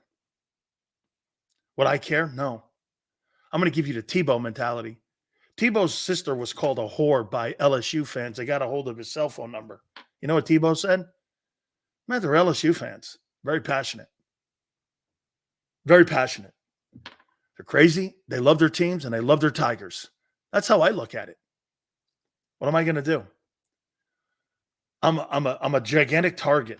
So is my family. My daughter doesn't even mention my name most of the time. You're Dan Sileo's father. Her daughter, I mean, she's like, yeah.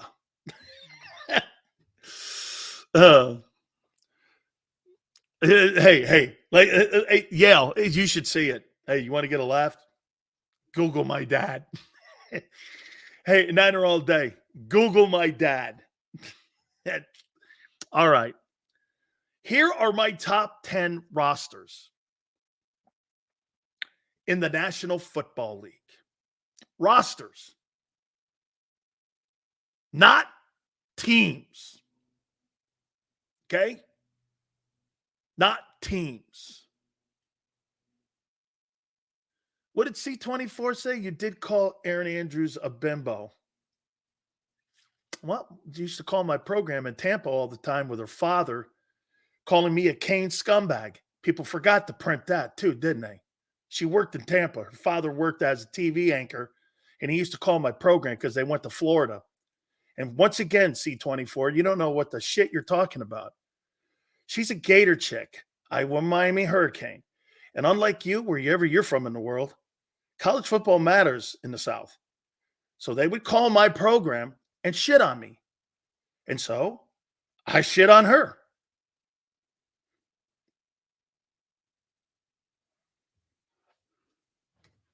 And she's terrible at her job. Top 10 rosters. Top 10 rosters in the NFL. I think you're going to be surprised. Number 10. I know you hate it. I know when we say this, you're going to look at it and you're going to go like this. Damn. I just don't see it. I got the Chargers. Derwin James, Justin Herbert, Joey Bosa,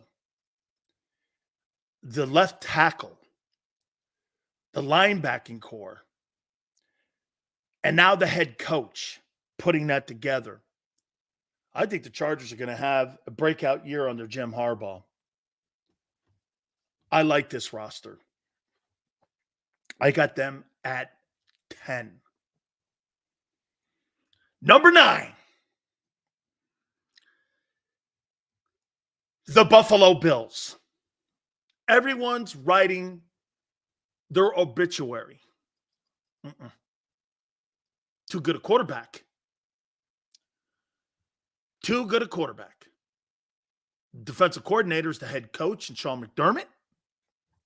I like what they did in the draft and what they're doing in rebuilding. Anybody thinks the Bills are going to make a step backwards?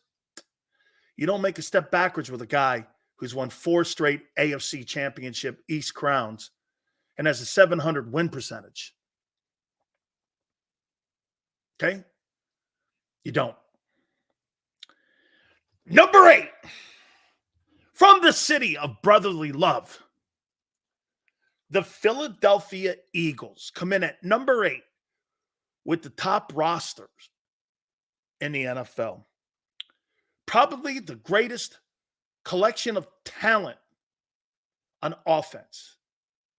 On defense, massive questions everywhere. The 34 scheme, I don't believe will fit this talent. Milton Williams, has he ever played an end? Jordan Davis has underachieved. Bryce Huff is a project. Nakobe Dean is a bust. Devin White is a Tampa Bay bust. Nolan Smith has yet to perform. Quentin Mitchell doesn't own an Eagle helmet. Gardner Johnson has had an up and down career. Reed, okay, decent player. Times. Slay has been a good pro. That defense, in my opinion, I'm sorry, I have no high expectations on that. There's nobody there that I would want on my team except Jalen Carter and maybe Quentin Mitchell.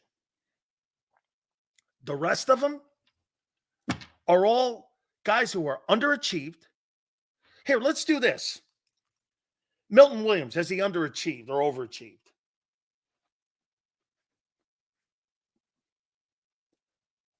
I think he's played better than that 3rd round pick that they got.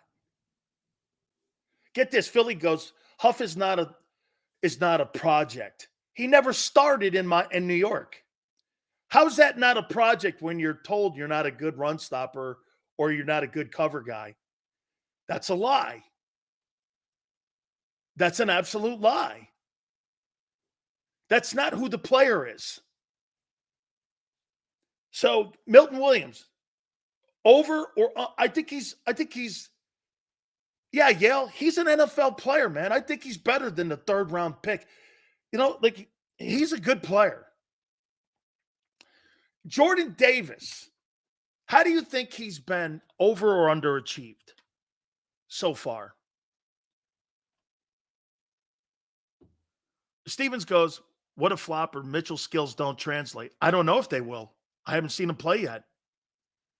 How the hell do you know that on May 1? How do you know that?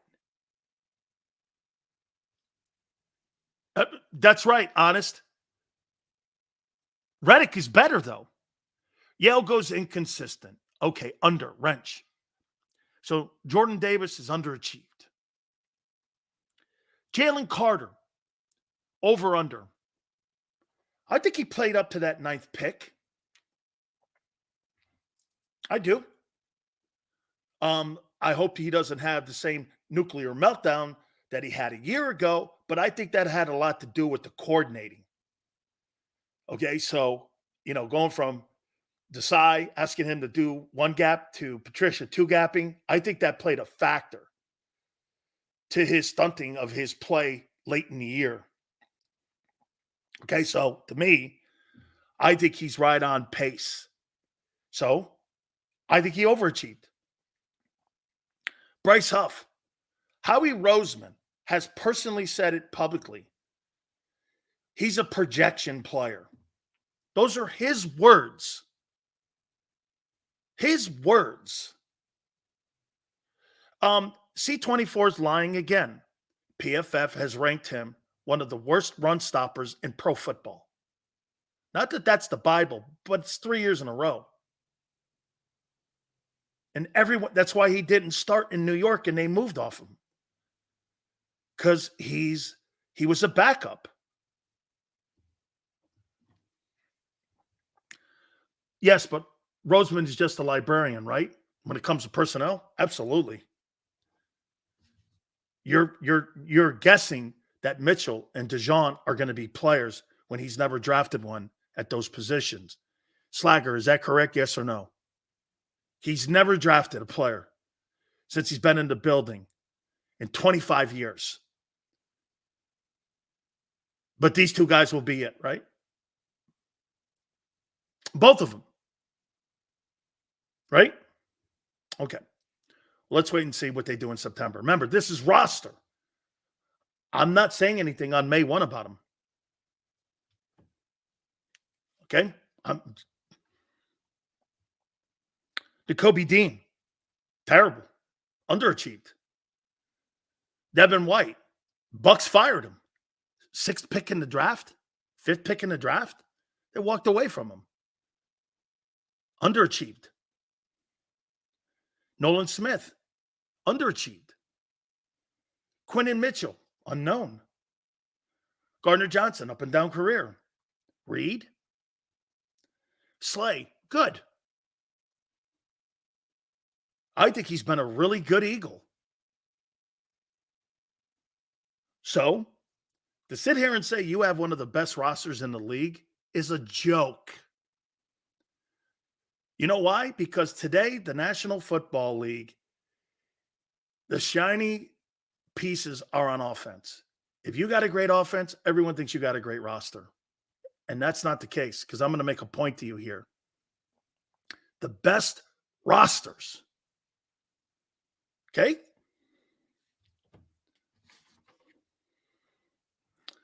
Number 7. I think the Rams have done a lot of great things on offense and on defense. They're balanced. They found guys in latter rounds, and they're getting better. Puka Nacua now lined up next to, get this. So Puka Nacua had better numbers last year than Devontae Smith, did he not? And then you got Cooper Kupp on the other side of him. You know what you're paying for those 2 guys? You're paying a total of $27 million. You know what you're paying for your 2 guys? 50. I mean, I hope they're good. value, and draft picks, and draft equity, and balancing of your roster, defense, offense, special teams. I think the biggest one is going to surprise everybody. Number 6, I got the Bengals. I think Duke Tobin's done a nice job, man. Offense, a lot of weapons. Address the tight end position as well, and the O-line. They continue to address the defense. That's a nice-looking roster. Key is they got to stay healthy. Number 4, Ravens. Upgrading the wide receiver position. Took a hit at linebacker. When it came to Patrick Queen, that's a loss to Pittsburgh. And I would say that without a doubt, Puka is a rookie, hence got a rookie contract, same as Smitty. That's a goddamn lie. It's a 3rd-round pick versus a 1st-round pick. They're not making the same money. They're not making the same money. He was a 3rd-round pick out of BYU. So, according to LJ, he thinks the 3rd-round guy from the Rams is making the same money in his rookie deal that Devontae Smith was, the 11th pick in the draft. You'll believe anything. Puka Nacua is a 3rd-rounder. 3rd-rounders don't make 11th players taking money. I mean, you'll say anything, LJ, to try to make your narrative right. I mean, it's an idiotic comment you just made. He has the same contract that Devontae has. How could he possibly, being a 3rd-rounder? Oh, yeah, okay, whatever, guy. Let me move on. I've got the Texans at number 5. I think that Nick Caserio is doing a spectacular job at building his roster. That's a great-looking roster on both sides of the ball. Look what they did a year ago. Okay? They got Will Anderson. Then they turned around and got C.J. Stroud. 2 guys, and by the way, if I'm not forgetting, both those guys won the defensive and the offensive player of the year. That's pretty special. Good drafting.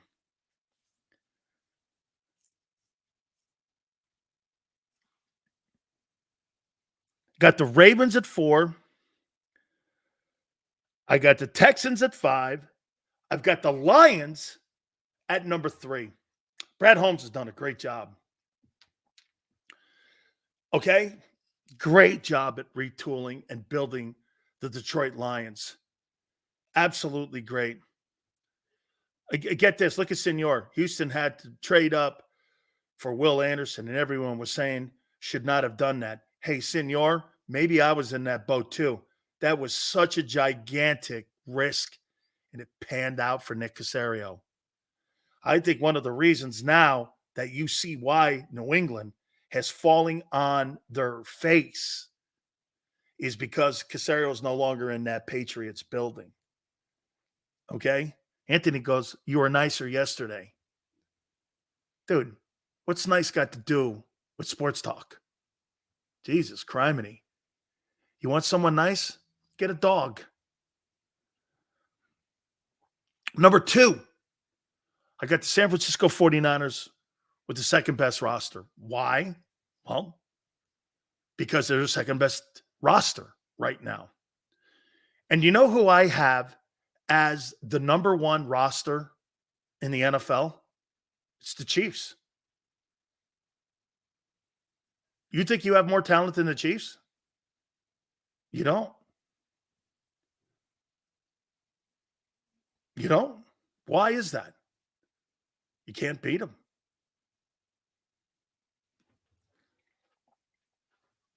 Teams can't beat them. Yeah, but Sills, look at all the talent we have in Philly. Doesn't really matter. Your 22 team couldn't beat them. And you got a regular season win versus them. Fantastic. Which didn't mean anything at the end of the day. Because once they got to the playoffs, they took off and won the Super Bowl against a team that destroyed you. in your own barn. How could a team that crushed you like that, with a roster like Kansas City's, how could they beat the 49ers like that if they have less talent? Hey, the quarterback is one thing.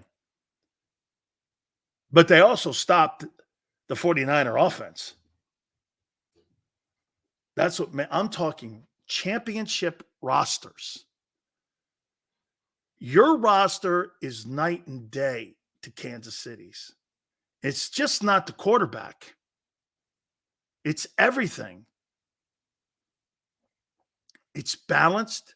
It's cheap. It's young. We are more talented than the Chiefs 2 years in a row, but they're the better run team.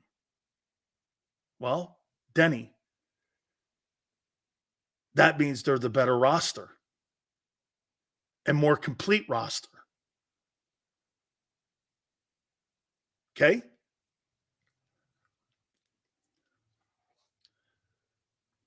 Chiefs better roster than last year. I agree.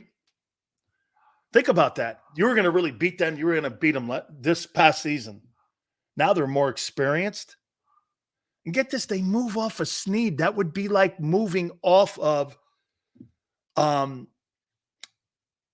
Brown.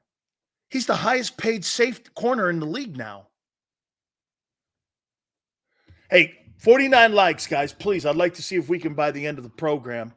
We're almost there. Thank you. I'd like to get to 200. I mean, it's not about acquiring what dream teams. It's about acquiring a roster that's a championship roster. The Eagles don't have a championship roster yet. They had one in 22. They did. They had one in 22. They didn't have one last year, and they surely don't now. I can't believe that you're blinded so much by the offensive personnel, you can't see the holes on the other side. Or how about this? Let's just be fair. The question marks on that side.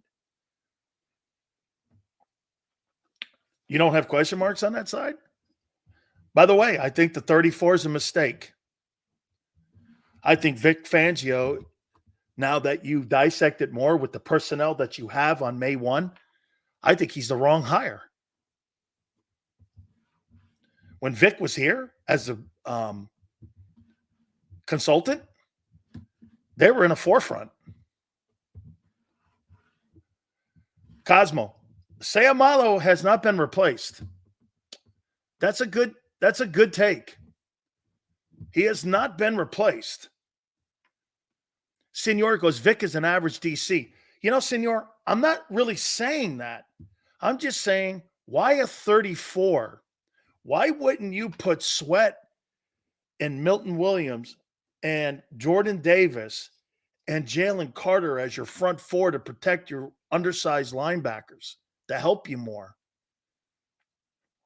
I'll hit the damn button. He brought out Holmes, and you guys killed him, I thought, too. 34 is running a dinosaur defense in today's NFL. Yeah, well, one thing, though, Andrew, the one thing they're trying to do is get mismatch when it comes to the linebackers, but they don't have anybody that can cover anyone. There's no cover linebackers on your team now. Seal's prediction, another trash year on defense. I just think they don't have the personnel to do what they want to do. I really don't. Vic has been fired from many places. Vic is not looking at his defensive talent and making a scheme. Senor, you can't be any more right.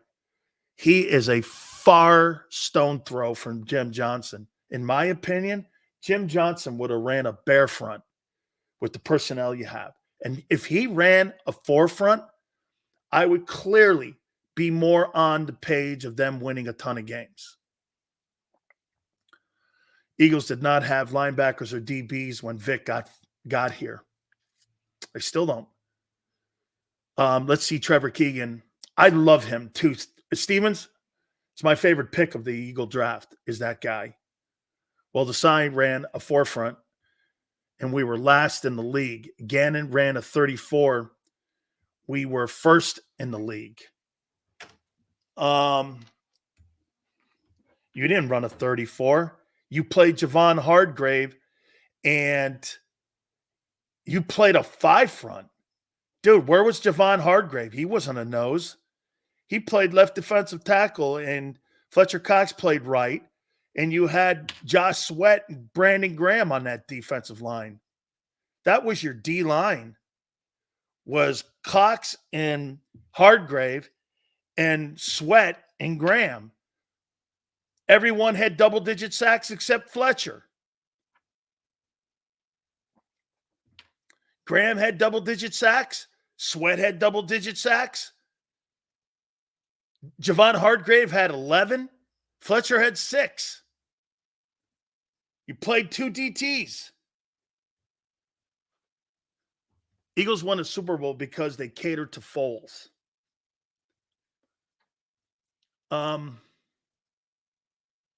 And they cater to his skill set, have to work a scheme on defense that works for personnel. Forcing something. I don't think they have the personnel to do that. Okay? I just don't think they have the personnel. 43 to me, I'll always be a 43 guy. Okay?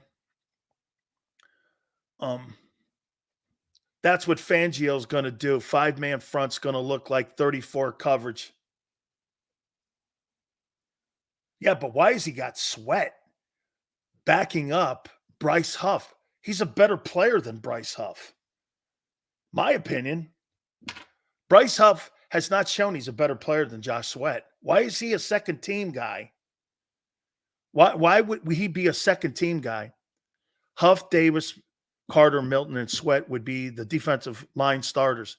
But it sounds like the Eagles are scared they will get hurt or not hold up this year. Yeah, but Senor, wouldn't you rather have those guys in front of that undersized linebacking core? Wouldn't you rather see that? And by the way, I mean, last year, how many plays did Josh Sweat play? The guy must have played over, nearly 900 plays and 900 snaps last year? Troy goes like this. Sweat had bad knees. He didn't have bad knees. You didn't have anybody to help him. Dude, he played 900 snaps. He played the most snaps of anybody on your defensive line because you didn't have any personnel to help him or rotate with. Huff is not a 43 end. He's an outside linebacker in a 43. At best, you're going to line Bryce Huff. You're going to line Bryce Huff up over a tackle where he got murdered. Good luck.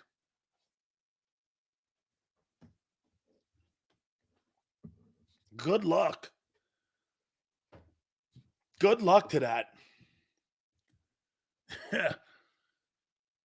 Absolutely, man. He had Reddick, who became an all-star. Whatever guy. English. Or I'll get the old Shohei Ohtani translator. Reddick disappeared at the end of the year.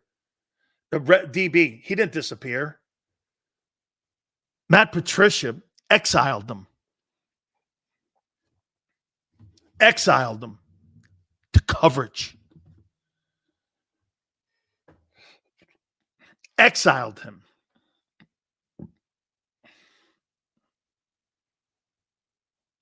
Okay, exiled him. Sweat is a 7 second-round edge rusher. Yeah, okay, guy. Yeah, and like you've drafted a ton of them. Hey, gang, you think Hurts got leadership skills? Wait till you see Trevor Keegan. Reddick had worse stats than Nolan Smith the last 5 games. Are you trying to tell me you think Nolan Smith's a better football player than Hassan Reddick? Just to fit your narrative. Okay, kid. He's better. Look at that right there. Look at Senor, what he just put up. You want to see this right here? Look at this. Josh Sweat had almost double the snaps of Huff. Look at Carter and look at Davis and look at Milton. He had 828 snaps. Gee, you think you could have drafted some depth, Howie? Where was the help, Howie, for Josh Sweat? You ran that guy's dick into the dirt, dude. He was the only thing out there that was decent in playing 3-down D lineman. That's really nice, senor. That shows you right there what they didn't do for Josh Sweat. Right there. Is a perfect example. One guy had 828 snaps. 828. And people were critiquing his play like Joshua says. How do you critique a guy when the Eagle front office and their personnel guys didn't have a guy worth a shit? And if Nolan Smith was good, why didn't he play? Who was the backup to him? Josh. No one? Damn. The guy was a warrior last year. Was a warrior. Because he was a rookie. Yeah, you guys have a lot of excuses with that shit. I love that kid, Keegan. Love him. All right. Hit the like button, please. We're trying to get to 200 likes. Thank you guys so much. Hit the like button. Keep it here, National Football Show.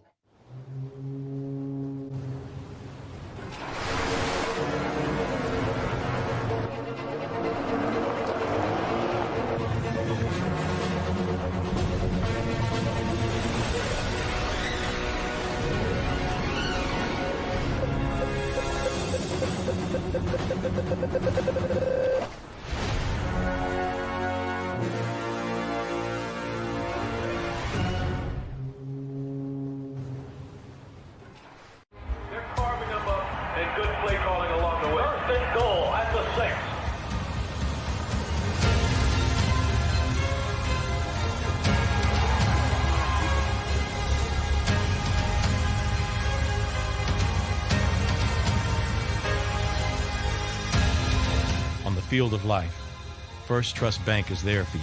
Champions on 3. 1, 2, 3. Because Philadelphia dreams deserve a Philadelphia bank. Heading down the shore. Have a ball once more. Here, imaginations run wild and time stands still. Because here, you can find the best of the Jersey Shore, all on one 5-mile island. So leave the old you behind and get lost in the woods. Wild, wild, wildwood day. Plan your stay in the Wildwoods today.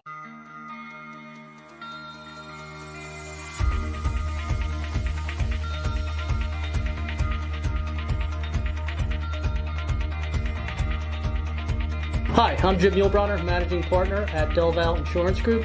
Give us a call. We're a local, knowledgeable agency, not an 800 number. Go Birds!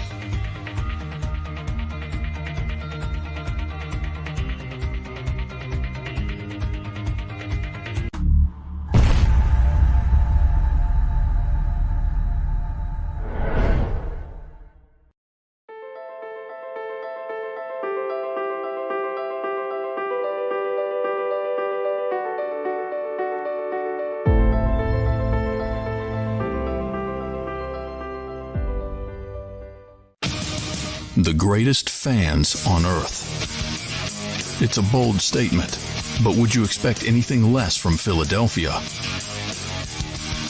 58 years of heartache creates a toughness, a grit, a resolve not found in most. Sure, our prayers were answered, but now that we've had a taste, we're looking for more. Pondley Hockey, official partner of the Philadelphia Eagles. EAGLES, Eagles.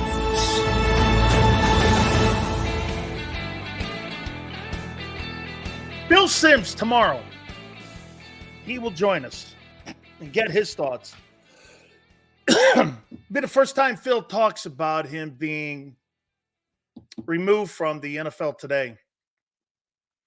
I think he did a great job there for 22 years. I thought he had a great career at CBS, and I can't wait to see what he does next. So we're going to have Phil Simms. That'll be tomorrow. Look forward to having him on then. This is just a little note, 2 notes here. I started the program out, and I like to talk one more time to the carpetbagger. Hey, by the way, we'll start that earlier tomorrow because I only did it for 4. What did we do at Xander? 30 minutes? Trying to get to 200 likes. That's my fault, too. So we'll start it at the beginning of the program, but I thank you guys so much for getting us close to the 200 likes. I'd like to get that number each and every single day around 200. So, again, we'll start it out a little earlier, like in the first hour or so.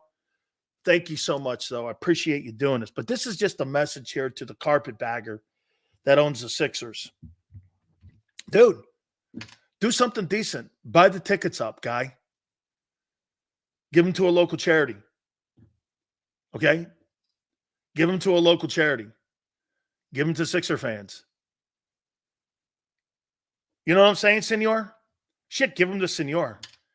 Give them to people that are really diehard Philadelphia fans instead of trying to sell them to Knicks fans or people on those ticket apps. And you're like, well, still, he's trying to make money.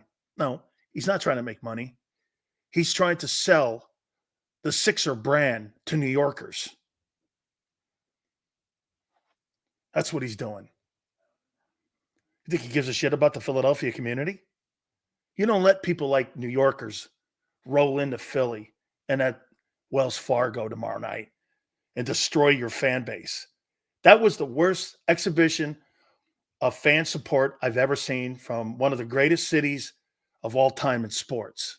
It's a complete embarrassment from you. I expect that with the Chargers, not you. And it was because of your owner that set it up, made it easier for New Yorkers to get those tickets.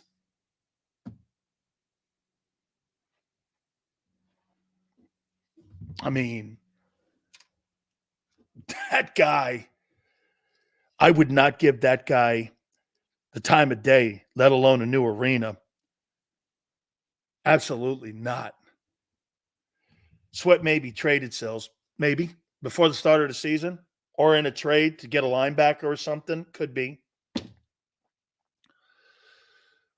What's up, Sills? This was your best podcast ever. Keep the same energy every day. Now, say sorry to AJ. And we're buddies. See, look at Mr. Perez. Do me a favor. Wait a minute. Mr. Perez. We started out a little bumpy. But have I not worn on you a little? This guy here is the perfect guy that I love talking to. Mr. Perez. Hang on. Did we not start out a little bumpy? Have I grown on you? Have I grown on you in the last couple weeks here? We're good. Wait a minute. I'm not asking you to throw me rose petals here. But wait a minute, Mr. Perez, we started out a little bumpy, right? Right? A little war, we got a war, Yeah, See that, Xander? I can win him over. I appreciate everybody. Thank you guys so much. Hey, Joe Kraus, thank you. And Xander, thank you. Thank you to all. Please hit the like button. Thank you guys a ton. I really appreciate it. All good. We shall see you tomorrow, 2 to 6. We'll see you on the flip side.